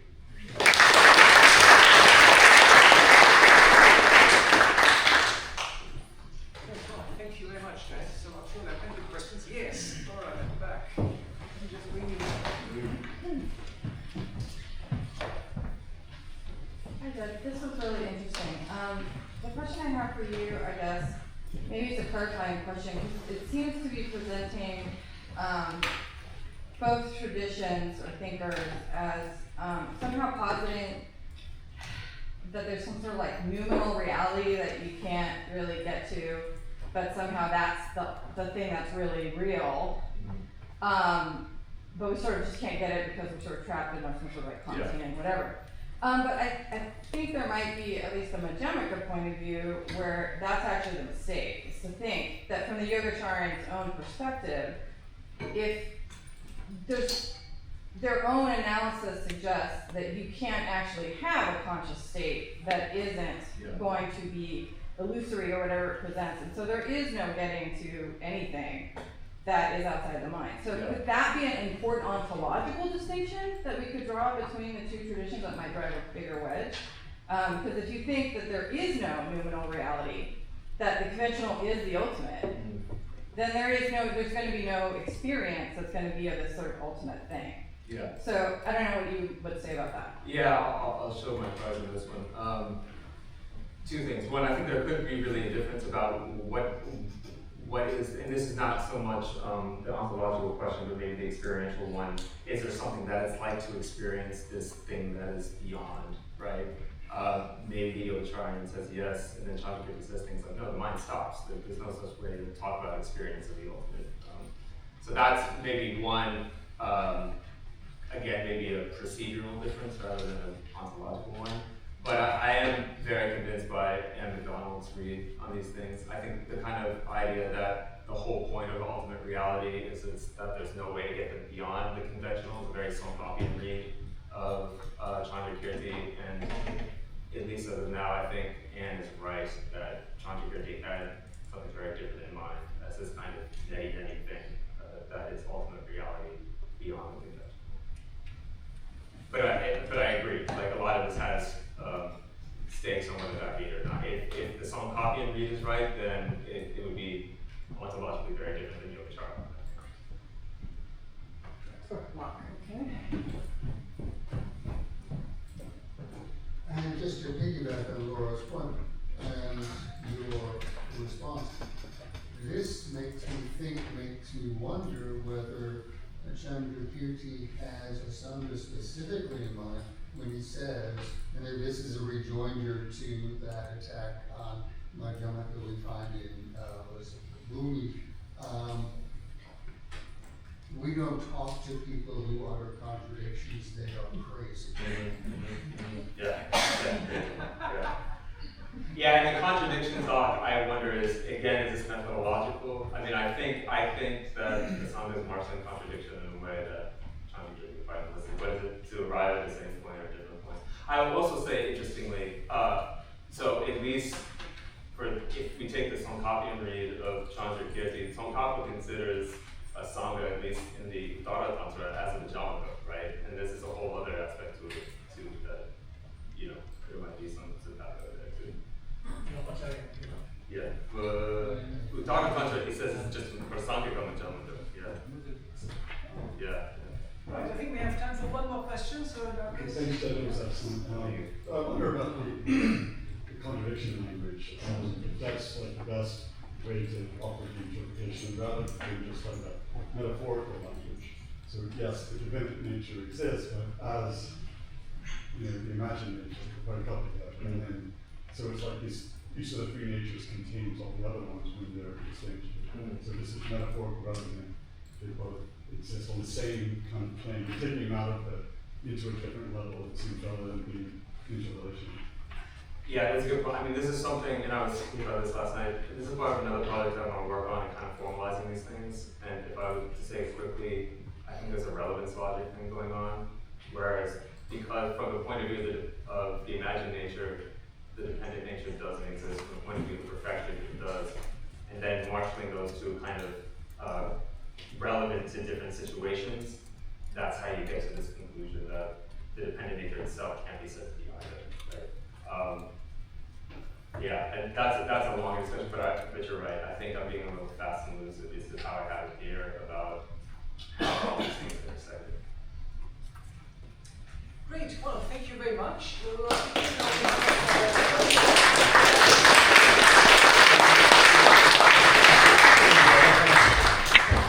And then Madhyamaka phenomenology and different systems of Madhyamaka meditation. And this title here speaks to a particular paradox that I'm looking at in this much larger paper that I'm going to try to distill down into these 20 minutes. Hopefully the core argument will remain present. So this is the paradox that I'm sure you're all aware of in Nagarjuna's Shastika. For those with no position, from where will there be opposition?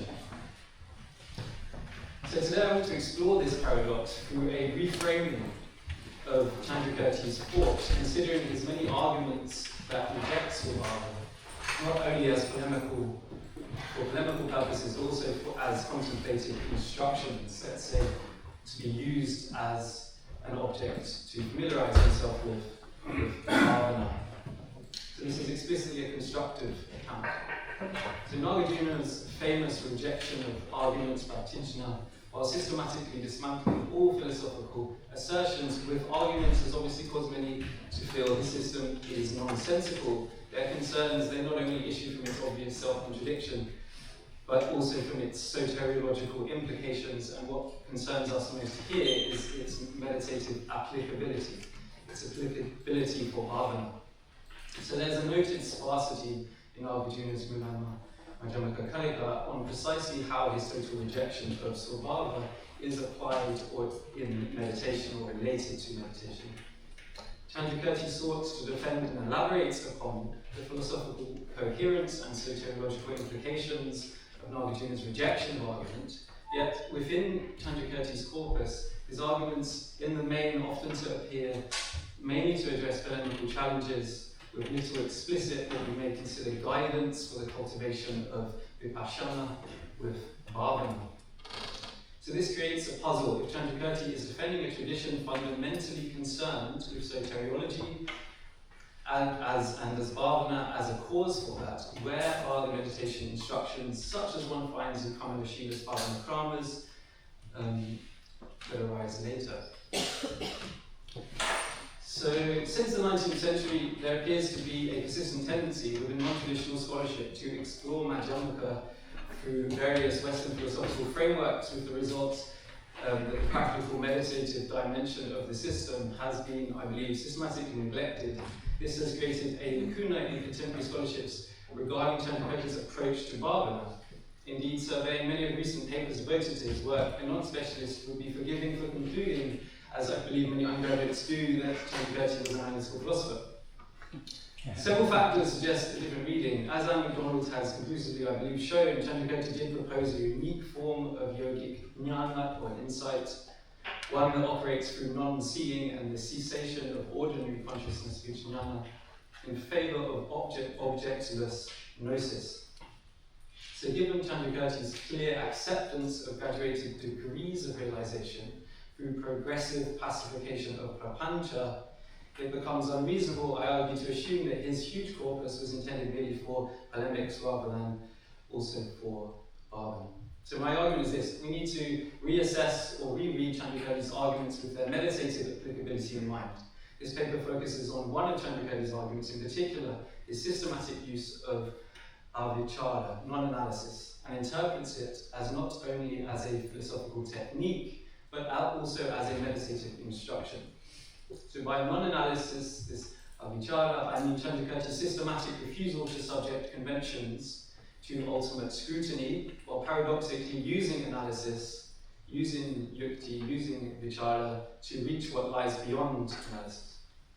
So this Candrakīrti's integrated method thus bridges this apparent gap between philosophical discourse and polemics and their integration with bhavana. So the argument has these are the sources I've been looking at. Basically all his Madhyamaka works and his sole Abhidharma text, and then these are the secondary sources that have been providing most help for this study. This is the basic outline of the argument. We've done the introduction. The case for embedded meditative guidance within Candrakīrti's works, Candrakīrti's approach to meditation, and we just focus in on non-analysis specifically as a meditative instruction, reading it as a meditative instruction. First A, non-analysis of convention sets the foundation. Non-analysis and analysis and non-analysis of the ultimate, ultimately leading to a noble's silence, the Arya Tushnish Bhava. So the meditative progression from analysis to non-analytical gnosis, exactly how Candrakīrti prescribes one can do that. And then to ornament the above, we're going to look at the Tibetan genre of guides to the middle way view, the Umatachus, because they sometimes fill in the gaps. So the case for embedded meditative guidance. So given the evidence, or what may appear as a sparsity of explicit instructions on Bhava in Candrakīrti's writings, why should we think Candrakīrti's arguments function as meditation instructions?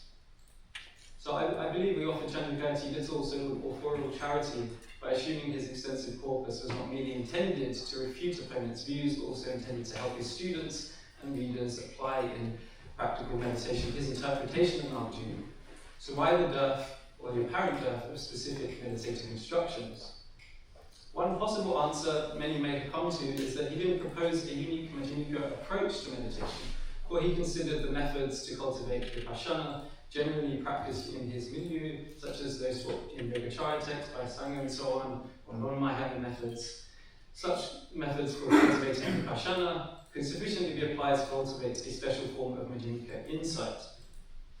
So the fundamental reason why I believe this cannot be correct relates to an assumption underlying this entire paper. Different philosophical views of reality necessarily generate correspondingly different subjective states and experiences when they are embodied, which in turn require distinctive procedures to cultivate them and to enhance them. So we went this way. Philosophical content directly shapes experiential content. Just as cultivating a belief in a permanent self may generate experiences of selfhood, stasis, and the like, cultivating Niswabhava, I argue, must generate correspondingly unique phenomenological states, unique signatures requiring distinctive meditative methods, and thus non-Madhyamika forms of vipassana will simply not do. Another answer, perhaps, for the dearth of meditative instructions, explicit meditative instructions in Candrakīrti's writings, may be that he just simply left the practical meditative discourse for the oral dimension, rehearsed in the teaching halls, hermitages, and the like, and were passed on only orally. So, of course, this is much harder to disprove, yet given the length and breadth of Candrakīrti's corpus, it seems unlikely, to me at least, that his discussions were only for theoretical and polemical purposes, and not intended for producing the wisdom arisen from meditation and bhava and maya prajna. As such, given Candrakīrti undoubtedly accepted a Madhyamika unique description of reality and a unique form of gnosis that is a result of prolonged bhavana, this is clear. There's lots of sources I could quote for that. If it seems reasonable to assume his many polemical arguments and instructions as having not just outward-facing efficacy, but also internally directed effects once intended to be utilized in bhavana. So if the above is warranted, the question becomes how exactly do Candrakīrti's philosophical refutations of Swabhava function in meditation to induce the direct, non-conceptual awareness that constitutes a Madhyamika's realization? To answer this, we must first examine Candrakīrti's distinctive understanding of meditative development. Yogic cognition of the ultimate. So Anne McDonald's systematic analysis of Candrakīrti's writings on this subject reveals that for Candrakīrti, ultimate gnosis of an Arya paradoxically occurs through non-seeing at the moment of realizing emptiness. There's no alambana, nimikpa, since there is nothing whatsoever there's no nimitta, since there is nothing whatsoever to be perceived, consciousness, vijnana, simply does not arise. So Anne's quite careful to make sure that she doesn't use yogic pratyakša to describe Candrakīrti's gnosis that he talks about. And if you do the yogic pratyakša doesn't appear anywhere in Candrakīrti's text, he's quite careful to avoid using that term because he explicitly rejects the Naga's account. And I think Anne is correct in saying he would totally reject Kamanashila's too. So as you see in his Prasanapada, by whom is this sort of nirvana, talking about the ultimate here, if one is determined to exist? If one in samsara determines it, then do they determine it with consciousness or with wisdom? If it is conceived that it is with consciousness, that is not fitting. Why? Because consciousness has a subject, object, nimitta, as its support, as its arambana, and there is no sign object whatsoever in nirvana. Yet this very absence of consciousness can conventionally be called perception. Candrakīrti goes on to say in several texts, while the actual realization is achieved by jnana, which is objectless, non-dual, beyond prapancha, and assumes the form of non-arising anutpada. So therefore, Candrakīrti endorsed a unique view of reality, a a unique type of gnosis that is a result of familiarity with that. Let's just call it yogic cognition, but we're not talking, it does not refer to yogic prajaksha as described by Ignaga Domfetti. So how does one get there? Stages to its realization. It is a gradual process. There are definitely degrees of efficacy of soteriological knowledge in Candrakīrti's thought. Just as has been argued by Salvini, there are degrees of accuracy or specialization of conventional knowledge. So in terms of the ultimate or soteriological knowledge, this is seen most clearly in Candrakīrti's interpretation of the four-stage pedagogical framework, famously found in Mula Madhyamaka 18.8, very famous verse. So reading it in this light, the Buddha taught sequentially, everything is real, then everything is unreal. Then everything is real and unreal, culminating in everything is neither unreal nor real. So Candrakīrti reads this verse as illustrating that the Buddha taught about the skandhas, the indriyas, the ayatanas in varying degrees of subtlety according to his audience's level of realization. So there's a progression. You may move initially from just teaching these actual three bases, the skandhas, indriyas, and ayatanas, to some who may not know the categories, may just consider them permanent atman, to those who learn the categories, to those who learn them as impermanent, to those who learn them as being unreal, eventually culminating in those who realize them as being neither real nor unreal and being entirely beyond prapancha. So crucially, this gradual approach need not imply 4 different sets of disciples, but surely can also refer to 4 developmental stages within a single individual's process. So the 4th highest stage, neither real nor unreal, constitutes the most efficacious ultimate insight and points to something beyond analysis altogether. So where are we? Thus far we can see that Candrakīrti accepts that Madhyamaka has a unique form of gnosis and that there are degrees and stages to getting there. We may now ask, how does Candrakīrti propose to induce jnana? So meditation as the cause of jhana, I think Candrakīrti's corpus demonstrates this regularly. Sustained meditative practice is essential for realizing prajna, as evidenced by this quote here in Shastika Vritti. Thus, the meaning of dependent origination is seen to be unique, in that having gradually meditated or gompa, familiarized oneself on it, ignorance is completely eliminated.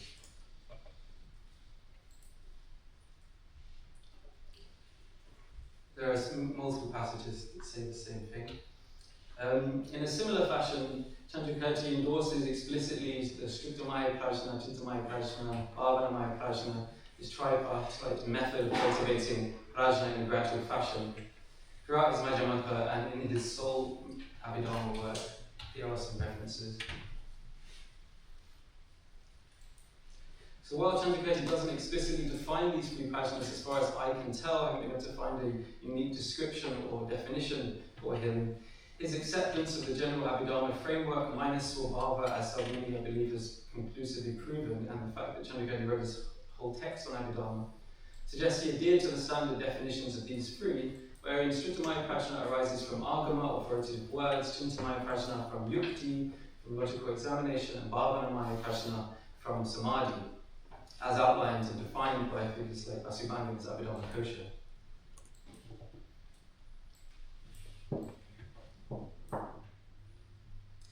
So much so for the general case of Candrakīrti's arguments. Candrakīrti's writings in general were to be utilized with Bhavana as a cause for his unique Madhyamaka yogic cognition. Now let's focus on a specific case, the foundation, non-analysis of conventions. So with conventional reality, Candrakīrti is renowned for preserving conventions from typical philosophical deconstructive logic. Instead, arguing conventional reality operates effectively, coherently on its own terms, without requiring or tolerating analysis into their ultimate nature. Analysis and non-analysis. Second, the ultimate reality, ultimate truth, however, is to be analysed. Candrakīrti, following Nagarjuna, consistently describes it as beyond concepts, aprapanchitam, and language. This non-conceptual nature means that the analytical tools of conventional cognition are, in the end, incapable of capturing it. In his Prasanapada, as we see here, Candrakīrti presents a dialogue on the status of reasoning and assertions in Madhyamaka. To describe having a discussion with Nyaya. Just to read the translation, the noble ones definitely do not express their insights with conventional reasonings, but rather conforming to their own perspective. Rather, having accepted reasonings, which is well known only from the world's perspective, for the purpose of enabling others to understand, they bring understanding to the world through only that very reasoning. So when pressed about whether reasoning exists for the Aryas, Candrakīrti points to the ultimate reality as characterized by noble silence, the Arya Tushinabhavaha, a state beyond prapancha that make reasoning and counter-reasoning possible. So Candrakīrti's reluctance to subject conventions to philosophical analysis, combined with his pragmatic acknowledgement that reasoning serves to comprehend the ultimate, paradoxically culminates in this Arya's noble silence, that is, surpasses vichara entirely. So the meditative progression, how one moves from analysis to ultimate analysis, to non-analytical gnosis. So Candrakīrti endorses analysis for the sake of inducing the non-jnana, that is the noble silence. When Arya, there are multiple passages throughout his corpus in which he is explicit about this. Here's just one example. Having shaken off attached from his Madhyamaka avatar Bhasya, having shaken off attachment and aversion through that analysis, the yogi will quickly attain liberation. So he frequently gives, endorses, encourages yogins to perform such and such contemplation, like this. So analysis is necessary for liberation, he said. So now the mechanism, how does analysis lead to non-analysis? In answer to this question, how does Candrakīrti suggest conceptual analysis induces non-conceptual gnosis?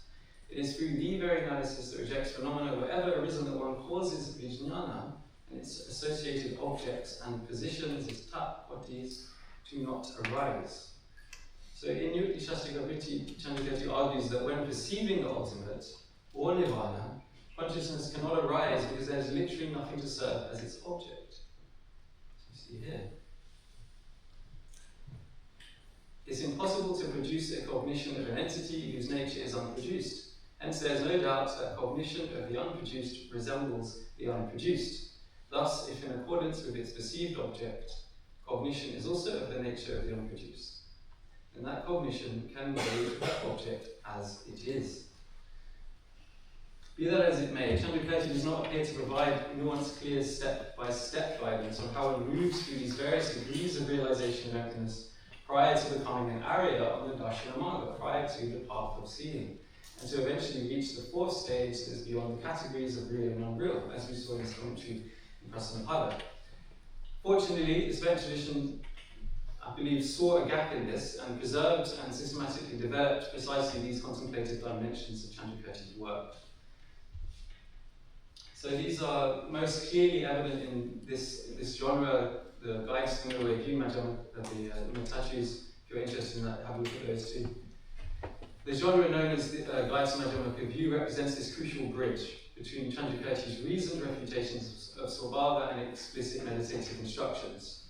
And they distill the essence of these enormous Madhyamaka treatises into this type of guidance. So let's look at a concrete example by Rendao Shunalodro, who himself wrote 3 Umatashis. The passage we shall see covers specifically this issue of how one establishes an entity as unarisen, in this case the mind, and then moves beyond conceptual negations to that beyond any koti, and the subsequent ceasing of ordinary cognition, although vijnana. So here's the most clear passage from Rendao. If one examines in detail with correct wisdom and appriyation, that mind is also not observable internally. It's not observable externally, nor is it observable in both. The mind in the past is not observable, nor one in the future. The presently occurring mind is also not observable. This mind, when it arises, it does not come from anywhere. When it ceases, it does not go anywhere. Such a mind is the nature of an illusion. So much so for the rejecting that things arise. Having ascertained with wisdom the complete inability to express or impute to one's mind a conclusive position one understands it is free from all of the positions of existence or non-existence, just like space. Within such a state in which one does not engage the intellect, lo, in any characteristics whatsoever, place one's mind, sustaining it with mindfulness and introspection. So, Randhara thus prescribes that one should intentionally stop one's lo, or vijnana, engaging in characteristics, and thus it appears to create a similitude for an Arya's non-conceptual gnosis, or the Arya's Tushnibhava. So let me bring this all together. So this study has argued Candrakīrti's analytical arguments against Vibhava simultaneously function as contemplative exercises. Through sustained engagement with these refutations, practitioners gradually pacify prapancha that constitutes the reflexivity or the movement of vijnana, creating conditions for objectless jnana. Candrakīrti's systematic use of non-analysis thus functions as a meditative instruction ultimately intended to aid gnosis. The paradox with which we began, Nagarjuna's rejection of arguments while using arguments, finds resolution here in this understanding of embedded meditative instructions. Just as there is no master argument, we may say, for emptiness in Madhyamaka, likewise, just as there are lots of different meditative techniques suitable for different students, varied arguments serve as different contemplative approaches for different types of practitioners. By recovering the meditative function of Candrakīrti's arguments, reading his arguments within this light, we may gain access to how Madhyamaka theory was intended to become personal insight. In short, the systematic use of non-analysis emerges not as a philosophical limitation, but a method for seeing, not saying. Thank you.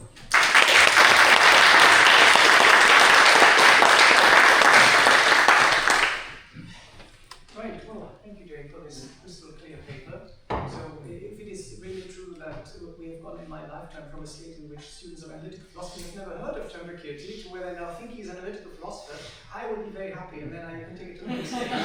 So we now have 6 minutes to discuss Jake's paper, and then there has been some request for some time to discuss all of the 4 Madhyamaka papers that preceded this one and the 3 that preceded it today. So for those who want to stay for the next slot, the next half an hour in here, they can do, and we can talk more about this. And for those who have better things to do, they can also leave. But without further ado, first of all, now questions and comments on Jake's paper, and you were the first, I think. Thank you very much. Thank you so much for the inspiring talk. I have just a small question regarding the Yukti Shashti Gagarika you quoted, level 50. Could we go back to that slide? Just the karika. Yes, You level want the 50. written? I think it's like the introduction how to sing nothing. Ah, Yeah. Yeah, I have 2 small philological questions, and then one is that just the typo, or do you have, also, just to start with, which edition are you using for this? This is in a paper in the Tibetan journal. Oh, by I see. Kumar. Yeah, you a better one? I think the standard that we are using at the moment is the year 2000. Oh, okay. You did one of these as well. Okay, thank you. Yeah, it's just, I wonder if it's just a typo, or is it a different reading, this book should be? Because the way how you translate it sounds more like Akshaha. Yeah. And also, I think probably makes better sense. Okay. Number 2 is, I think there could be some kind of magical issue if you take this reading. Because in the fourth pada, if you look at the matrix, like it does the sham, I think it won't work. So I think it's better to go to Li and Yi. Of course, the fourth pada and the third and fourth pada also reconstruction by Yi, but I think it's probably better to. Thank you. I'll do this. Yeah, I've been mainly working with this pattern, and I found that. Yeah. Thank you.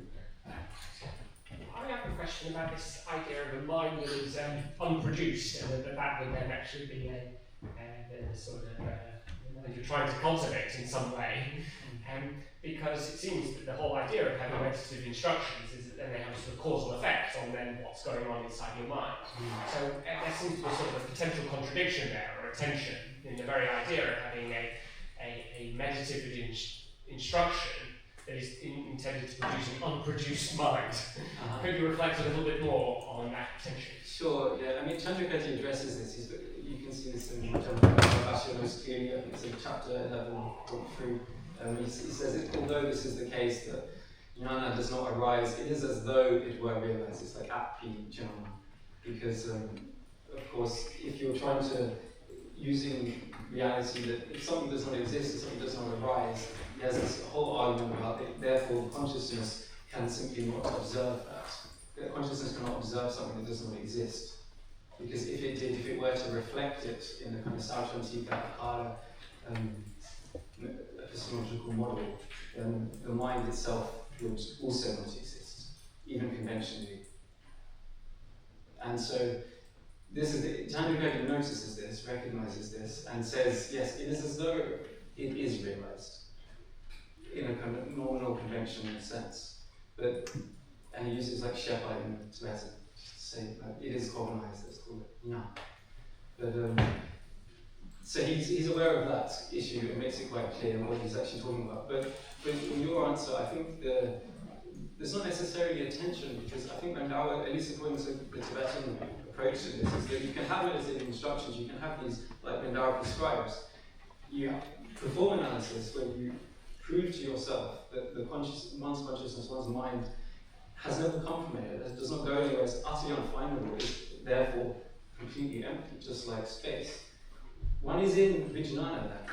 At a certain point, I believe, through Bhavana, that Vijnana therefore will no longer arise and there will just be Jnana.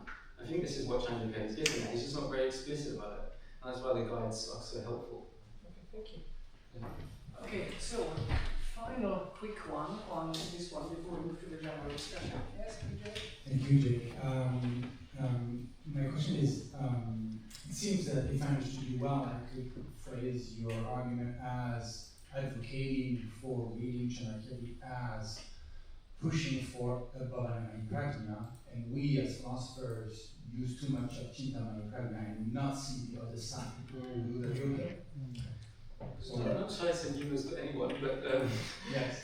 But my question, anything out, but you have emphasized Bhavana a lot. Yeah. And my question is, can you explain what is the characteristic that you have with Bhavana Prajna that you wouldn't have in Chintamani Prajna? And that's why we should ask Bhavana. Thank you. In one sense, we can use Chintamani to understand non-arising and so on, but there is something else happening in the mind. So do you have any epistemological view on the difference? No, thank you. Yeah. No, so I mean, in the whole paper, I tried to clarify this a bit more clearly. It's just so the idea here is that the Candrakīrti definitely accepts Bhavana Maya Prajna, and he doesn't explicitly change or refute any other kind of definition of it. So my assumption, therefore, is that he accepts the general Abhidharma understanding of that, in that it arises through samadhi. Concentration is a necessary component to develop that wisdom.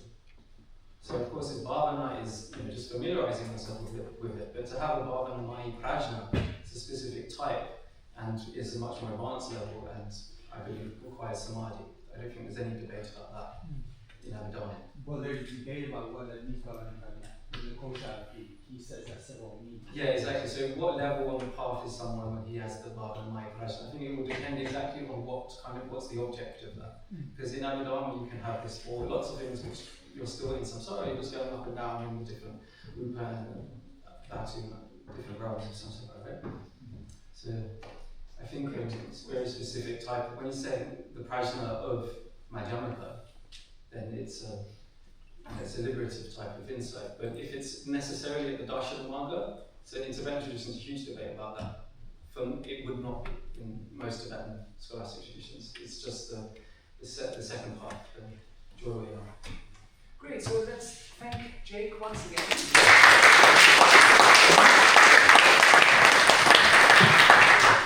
We now have time until 12 o'clock for questions to two of the four presenters of this morning. And I think Laura actually wanted to start, so I'll hand you the mic. Is there any way we can get a little bit more? Yeah. I think it's up there. The lights up there? Okay. Let's have a look. I have several questions for people, but my first question is for you, Jake. So, I'm not as familiar with this literature, but I'm a defender of the academic these days. And it sounded to me from what you just said that there's an interesting, that it's possible on this view to say that the epidermicas are right about the metaphysics. And that the megemicas are just giving us some really good, instructions about how to cultivate certain kinds of, to gain liberation, in which case it turns out that the megemica would be the fictionalist thing, and the epidermica would be the real. So I just wonder what you have. Yeah, no, thank you. That's like flipping the paradigm a little bit. Yeah, no, definitely. Yeah, I think with Candrakīrti, within Bhavana, you can have shamatha, you can have vipassana.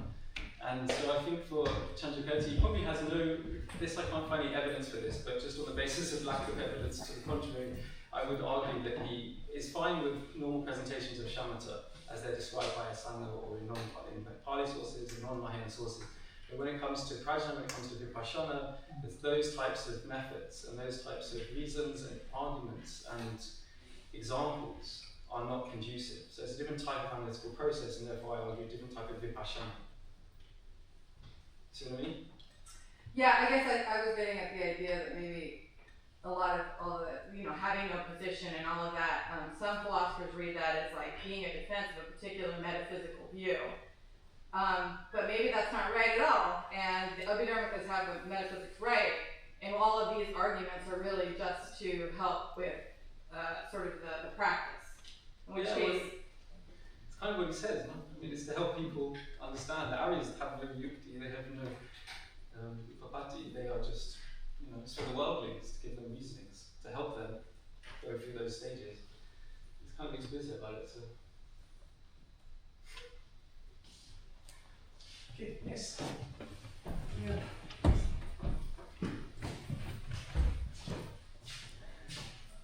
Hi Jake, thank you very much for a wonderful paper. And I have a question because I'm very interested in Buddhist practice and ancient philosophy and practice of ancient philosophy. I wonder, and you mentioned that your paper is part of the project on phenomenology, right? Tibetan phenomenology of Madhyamaka. Yeah. Basically, what you presented looks in many ways similar to application of epoché in phenomenology. Epoché, I don't remember the English word for it. Yeah, but suspension. Yeah, and I wonder if it would make sense to go further into antiquity, because this application of epoché looks rather radical, and it immediately just crosses my mind that it looks very much like ancient skeptic epoché, so radical epoché. So which suspends not only judgments, so suspends judgments and suspends the language with which we think and kind of express things. Yeah, I mean, I think this is one of the reasons possibly why Tsongkhapa was the way he was, because he would see things like, I imagine, he would see things like Rendawa saying, don't engage your lo in any seni, don't engage your mind in any characteristics. Or rangi, or so he's so if you're aware of Tsongkhapa is like his Rendawa student, and he has this huge thing about being against this kind of meditation and this type of approach to Madhyamaka where you intentionally stop thinking. Right? Like that's not how you generate prajna. That's the opposite. You actually just create more moha, you become more ignorant. But Rendawa is, I feel like he's kind of quite early in this discussion, and he provides analysis. He has enormous commentaries on all of the Madhyamaka classics and provides and encourages analysis, but there's a point at which he clearly says there that one stops and one does not engage the logo in that. Sometimes he actually just says turn the analysis onto the refutation itself and meditate on the emptiness of emptiness. But here he's very explicit about not engaging the low or the vision. I sometimes translate it from vision. Thank you very much.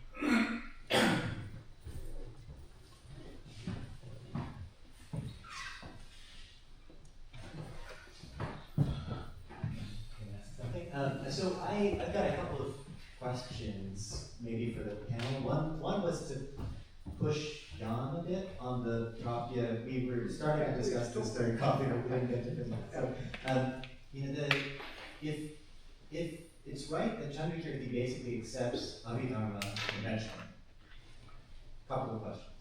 Well, one, is that right? And maybe like to reframe Jed's paper, is Candrakīrti really an Abhidharma? It's like, how, I don't know, what's going on there? Okay, shall we start with that one? And then Sure. Yeah, okay, I mean, that is a very interesting question, I think, to the Candrakīrti relationship with Abhidharma, and I think also one which needs a considerable amount of further detailed exploration. I mean, Jake was referring to this paper by Matla Salvini, which is, I think, one of the most recent and probably, I find, most interesting papers on that respect, where he argues that it's not the case that Candrakīrti thinks that, ultimate, conventional reality is just what the uneducated coward thinks, but he thinks that there is, the uneducated view of the cows is just something which reinforces the worst tendencies of reification, but in fact what you should strive for is a sort of sophisticated understanding of conventional reality, which is basically the understanding of the Abhidharma, right? And then, as we know, the Leipzig which you also put up there, which is Candrakīrti's work, Candrakīrti's Abhidharma work. So he obviously took it seriously enough to write an entire text on it. Yeah? So I think we can tentatively at this stage be convinced that Candrakīrti took Abhidharma very seriously and also regarded it as something that fits into his own philosophical project and not something to be just cast aside. Right? But as I said, there are many more other questions that need to be investigated. Okay, so next. No, I mean, I think you can continue if you want to. Okay. Well, and so then I guess I would want to ask how you understand Propia given momentariness. So, like, in what sense, if the cause and effect moments do not coexist, in what sense are they in contact, touching, between one another? Yeah, if you could just say that more. Yeah, okay, that's a really good point. And so I sort of cut some corners in this presentation because the whole idea of touching, of course, means, or presupposes at least, that you've got two entities that exist simultaneously and they can start to get into contact, right? But of course, in the Abhidharma framework of momentariness, when the cause exists, the effect doesn't exist. When the effect doesn't exist, then the cause doesn't exist, and so on. So when this whole discussion is talking about Propia, you would think, okay, so you can only reject it right there, right? Because if you only have one thing, then there can be no relations, and then the problem is solved. But of course, you can have a slightly more generalized view of the question when you say, okay, so so if you consider the example of spatial touching, we'll say, okay, so the cause touches an effect if at moment t, the cause exists at this spatial point, and then at the following moment, t1, after the cause has ceased, the effect exists as a directly adjacent spatial point in the successive moment. So then you can say, well, even though the two never coexist, they're never simultaneous because of momentariness, you can still have a sense of in which they are touching because they just happen next to each other in that way, right? So to that extent, if you allow this amount of construction in, then you can actually make sense of the problem, right? But you're perfectly right. If you go to the full extent of that and say, well, the only thing that's ultimately real is the present moment, then the whole question of relations between present moments disappears because there's only one. Okay. Can I just add? Yeah. Sorry, take the mic. I just wanted to. Laura, I don't want to get your work wrong here, but you talked about how Nagarjuna is an Abhidhamaka in a lot of ways, right? So, I mean, insofar that Candrakīrti is a commentator of Nagarjuna, I mean, there's a lot of. Nagarjuna is an Abhidhamaka? Yeah, that he's responding to Abhidhamaka categories. I mean, maybe that's a better way to put it. That he's working within that framework and talking to that audience. Yeah, I think that's true without a doubt. Yeah. That's different from what I'm hearing about Candrakīrti. Yeah. Okay. Yeah. But I thought your question too is Candrakīrti subscribing to Abhidhamaka somewhere or working with those Like categories? exciting them maybe more than the Nagarjuna. Okay. Yeah. Okay. Yeah. Okay. I have a question for you, just a brief one, practice for one to take. So, yeah, you've argued elsewhere that for the Madhyamika, the causal accounts get up to the grounds, the causal relations can only be mind independent, right? So that's, in some sense, Madhyamika is described to an idealist theory of causation, right? That somehow our kind of causation has to include references to conventions and to minds that make those conventions. So would the Candrakīrti argument work against this realist theory of causation? Someone would say, no, causal relations are not just probabilities established on the basis of so-called observations, but they are actually, real. No, it's not realistic kind of causation. Would the argument still have any purchase? If you had a non-realistic kind of causation. If you had a realistic kind of causation. If you've got a realistic kind of causation. Not an idealistic kind of causation. Okay, by idealistic kind of causation, you mean kind of constructivist way, so, right, okay, so right. causation is constructed in mind. Yeah, I think I'll talked about it briefly with Mark before. So in this context, this is not an argument. What I presented as is not an argument against the reality of causal relations, right? So this is a separate debate, and so you have various arguments by which the Madhyamikas think they can demonstrate to the Abhidhamikas that causation can't be ultimately real, right? And they can, and in particular, I think this has to do with the nature of time and the question of which extent time is conventionally real, and which time is also just a construct of this manner. So there, of course, can be different views of how successful these arguments are, and sort of on one side of the fence is me, and on the other side of the fence is Mark, right? But this is a discussion which is you need to slot in there somewhere. It is not something that these arguments would answer. But if you are in a position where the opponent says, okay, well, first of all, we need to settle the status of causation because before any of that can get off the ground, right. And you can say that's true, but that's a separate argument. So we're first going to have to settle that, and then we can come back here, and then we can continue that discussion. Thanks. Laura? This is my question for you. Okay, right. Sorry. Follow up on that. Sorry? I have a follow-up on that. Oh, you've got a finger on that one. Okay, so then put your finger to first, and then back to Christian for Jay. Okay, thanks. So I guess the thing I want to say is that I don't think the Abhidharmikas think that either causation or time are ultimately real. Both of those things supervene on the dharmas. It's the dharmas that are real. So it's hard sometimes for me to get a purchase on what the Madhyamikas think they're doing, because they're denying things that Abhidharmikas don't accept. So, the real thing you have to show is that the dharmas themselves aren't real, because they are the things that are the cause of this. There's no causal relation independent of them, and time supervenes on their activity. And furthermore, on the touching thing, I just want to point out again that if you're Sarvastivadin and you think that dharmas exist in the past and in the future, then there's less of this issue. Like, it's not that they don't exist.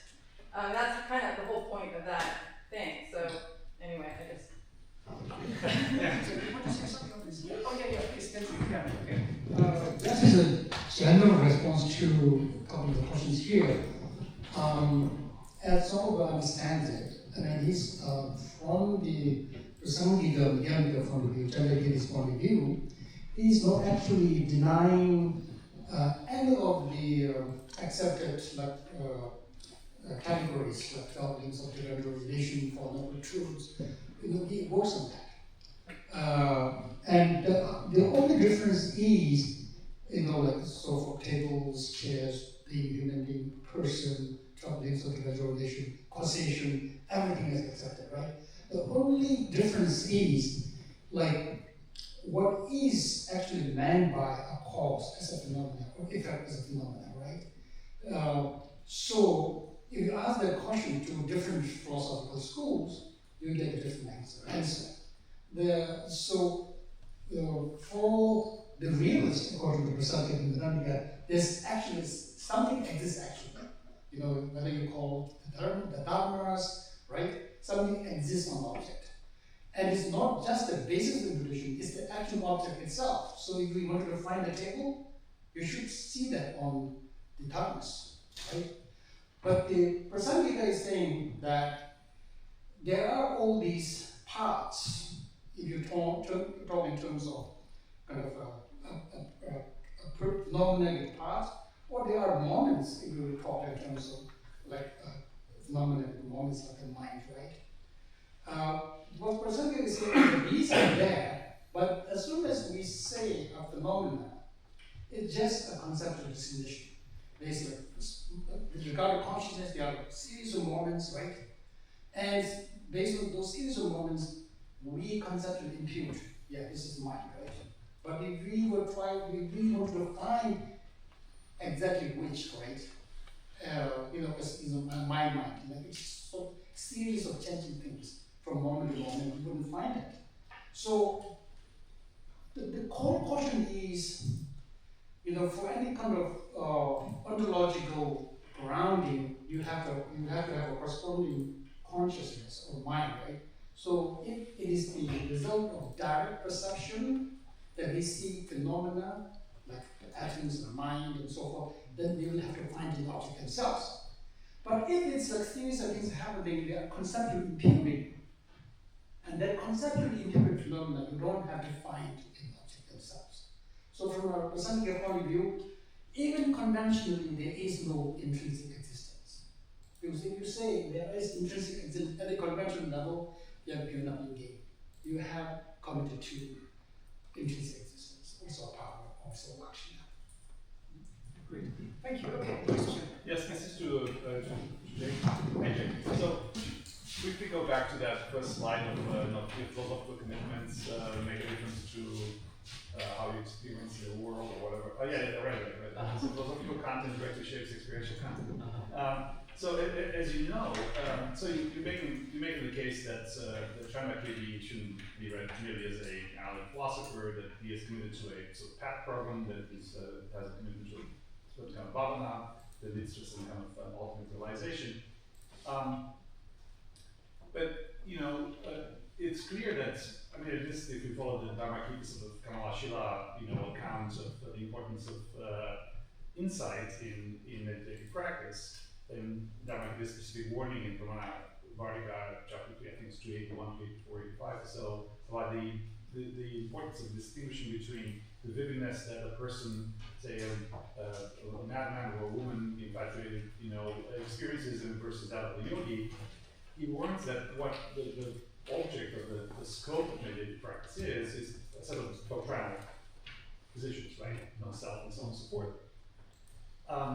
So how are we to square the importance of the object of meditative practice with this notion of meditative practice by itself is supposed to deliver some sort of an ultimate point of realization, whatever that might be. So if the object of meditative practice, doctrinally speaking, differs, obviously the results are going to be very different. So it's not the practice itself, but rather it's the philosophical underpinnings, or the philosophical content of the practice that really matters. So it's sort of back to solving those philosophical, metaphysical, whatever debates. So in other words, meditation is not going to be the solution, right? Meditation is just an instrument. You can never really go beyond the philosophical. The need to sort of sort out the whatever the ultimate metaphysical creature may be, or the lack thereof. Yeah, very nice. I think it's quite easy to solve this riddle though, Christian, because basically, when I'm saying different philosophical content directly shapes experiential content, and therefore one cannot just apply the same type of vipassana methods to realize, let's say, the emptiness of a permanent substantial self. Those types of methods. When I say those methods, I'm referring to the analysis of looking for a permanent self in aggregates and not finding it. That's a type of bhavana. But if you're trying to reject that there's any sort of bhava, that no object could ever exist or could ever arise, has quite a different type of analysis, and as a result has a quite different phenomenological effect. You know, and Candrakīrti, given the fact that he accepts the path structure in the Dasadunga Sutra, he accepts there's clearly degrees of realization of emptiness, even along the Arya Bhumis, the signs, you know, it's very precise, there's no debate about that. But, and he also describes a distinct description of reality, and therefore a distinct type of prajna. I think you put all of that together, you can't use Vipassana methods that reject just a permanent self or that are taught in other traditions. Does that answer that? Yeah, sure, I'm not convinced, but On this certain point, I just methodologically around, because you're attributing this to Candrakīrti. And it's credible to attribute this way of looking at things to Candrakīrti because it's sort of prevalent in the Buddhist tradition, that this would be how you conceive of meditative instructions vis-a-vis soteriological goals. Does Candrakīrti anywhere in his corpus actually say, I conceive of this philosophical content directly shapes experiential content? Or are you basically just attributing the Buddhist tradition to? No, I think Candrakīrti, at least two places I know, conventionally recognizes that we can, for someone on that Arya Bhumis, they realize tattva, they realize reality. Yeah, with Shiva or Jnana, conventionally, api, it is as though it were realized. Yeah? So in that sense, there is a recognition of what he's just said in the previous 10 chapters of Madhyamaka Avatara, to reject Svabhava in every possible way, to it being realized by a Buddha as though it were realized. So philosophical content is as though it were realized. And so he uses, I think, rupa, he says rupa. You know, so like it does shape the content of the cognition, as if conventionally. So I think he does say it. I mean, have to pull that out, but I think it's there. You know, also the point too in James. I think there are also clear references that in Jacob Yeshe, right, that after you come out of meditation, that clearly things appear to you as illusory, right?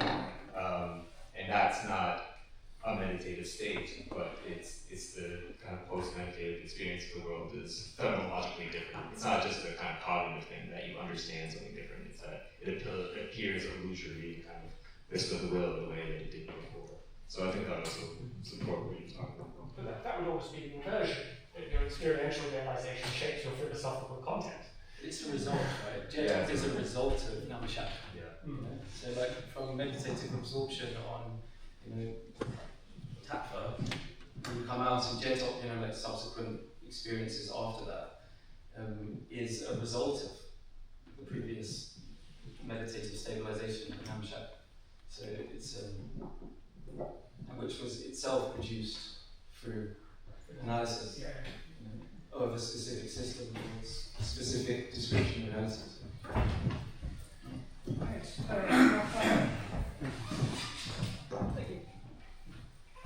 Thank you. Actually, my question was to Jan, just about your point. So, and unfortunately, I didn't get a copy of the handout of your slides, but to be clear, so the question hinges on contact, correct? In which you interpret it kind of as contiguity, and we're dealing with causal contiguity, all right? I mean, so I understand the sense in which obviously a barley seed cannot causally, lead to a rice, output. However, presumably within the realm of sentient beings, we're dealing also with causality functioning by means of kind of karmic conditioning. And so whether the argument is accepted, whether the argument that you, Madhyamika, give to me, Nyayika, and I accept it, is presumably causally linked to my karmic conditioning. If I'm sufficiently enlightened to see the wisdom in your Madhyamika, emptiness argument, then I will accept it. And if I'm not, then I won't. And I wonder whether that sense, ultimately, of course, none of this really exists, it's all empty and all of that. But on the conventional level, is that brought in at all at any point within this discussion? The kind of the karmic, as function of the causal link, as it were. Yeah, I think the point you are making is true, but perhaps at a somewhat more coarse level. So, I mean, it's clear that I won't be able to convince a dog of any argument because the dog has different mental capacities due to the fact of being born in the body it has, right? And so we can't have a debate with the dog. Even if I present you the best argument for them, all they're going to say is woof, right? So there's no dissent. So to that extent, yeah, I mean, there is of course there's a connection there between the argumentation and the common tendencies of the participants in the argumentation. But when you are talking about human beings with intact reasoning and sense faculties, then the idea is that you don't have to be reborn with particularly extra auspicious karma in order to see the wisdom of the Madhyamaka way, right? So this is presumably accessible to anybody who can follow yukti, right? So, I mean, otherwise you would just say, well, I'm available, you don't need an argument, right? So, I mean, Candrakīrti does make the point of certain disciples being particularly qualified for the Madhyamaka instruction, and he said, okay, so how do you know you can teach it to a student, and because they then develop all these physical signs when they hear about emptiness the first time, so their hair stands on end and so on. So he talks about that, but that doesn't mean that these are the only people who understand it. It just means that there you can see that somebody is particularly adept at that, right? So I would agree with you that the karmic issues is a factor in here, but perhaps at a more sort of basic level than at the level where you already have humans debating. Right. Oh yeah, so we have one more, right? Okay. Yes.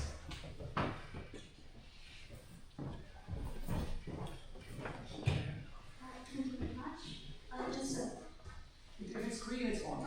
Just a very quick idea, because what I can see from Kamala Shiva's commentary on Abhikam. For him, at least in the case of Kamala Shiva's ontology, the idea of eliminating limitas plays a crucial role in attaining non-conceptual gnosis. And this idea actually can already be traced back to the Vinishchaya Samgrahani. And the principle is to attain non-conceptual gnosis, the yogi has to eliminate all nimitas, appearances from his cognition. And what nimitta means is all the abstract notions or even the phenomena which appears in our mind that is regarded as a nimitta. Yes. So, in the case of Kamala Shiva, in Bhavana, in practicing Vipassana, to contemplate on argument or reasonings that establish Nirsappavata is a way to have the yogi eliminate the nimittas. And I would actually talk about this topic this afternoon. I think that was for you. Oh, okay. So yeah, no, definitely. Anna McDonald gives quite a lot of detail about this based on Kiova's work as well. And Candrakīrti would reject Dignaga's account of this, and presumably would also reject Kamala Shiva's later account that you can somehow meditate on a Samanya Lakshana long enough, it will somehow turn into a Sparlakshana. And that he basically critiques the Shastra which verse, I was quite early, around 80, and they use somehow you can just premeditate on one of those and somehow transform into another. Basically, it's a category error. And so he rejects that. But he does say conventionally we can see absences, and he uses this whole example of like someone goes to look for a lake and can't find a lake, and then he's like, oh yeah, just go. Where is it? He said, oh, just go there. You'll see it's not there. You know, like we do. You just talk. You're not actually seeing the absence. You're seeing what's there, but you conclude there's no absence, and that's how we talk in conventions. There's no problem. But yeah, anyway, the paper tries to address this a little bit. Okay, I think takes it as a point. One quick response to try non-conceptual meditation and post-meditative experience to what I was saying about Candrakīrti's metaphysics. So in the post-meditation state, if the ultimate analysis and absorption in the ultimate analysis, if it negated the conventional world, then in the post-meditative station, subsequent meditative state, you wouldn't actually see any phenomena, you know. But then you have a different kind of engagement, seeing phenomena as illusion, right? And this seeing phenomena as illusion is what it really meant in the kind of metaphysical sense for Prasangika is these things appear to us as if they exist from their own side, to direct perception. But in reality, it is actually conceptually imputed. So that's the greatest illusion. And so when you actually begin to see things as imputed, not existing from their own side, that is the conventional reality that still remains after the ultimate analysis. Great. Well, thank you everybody, and thank you for staying for another half hour.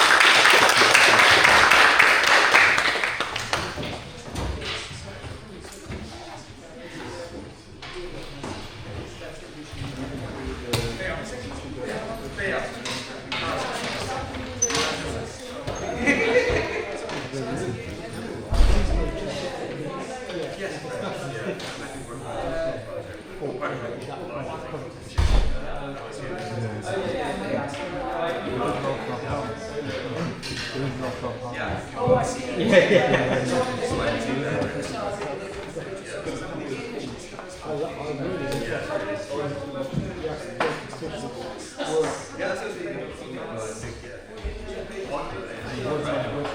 Understandable?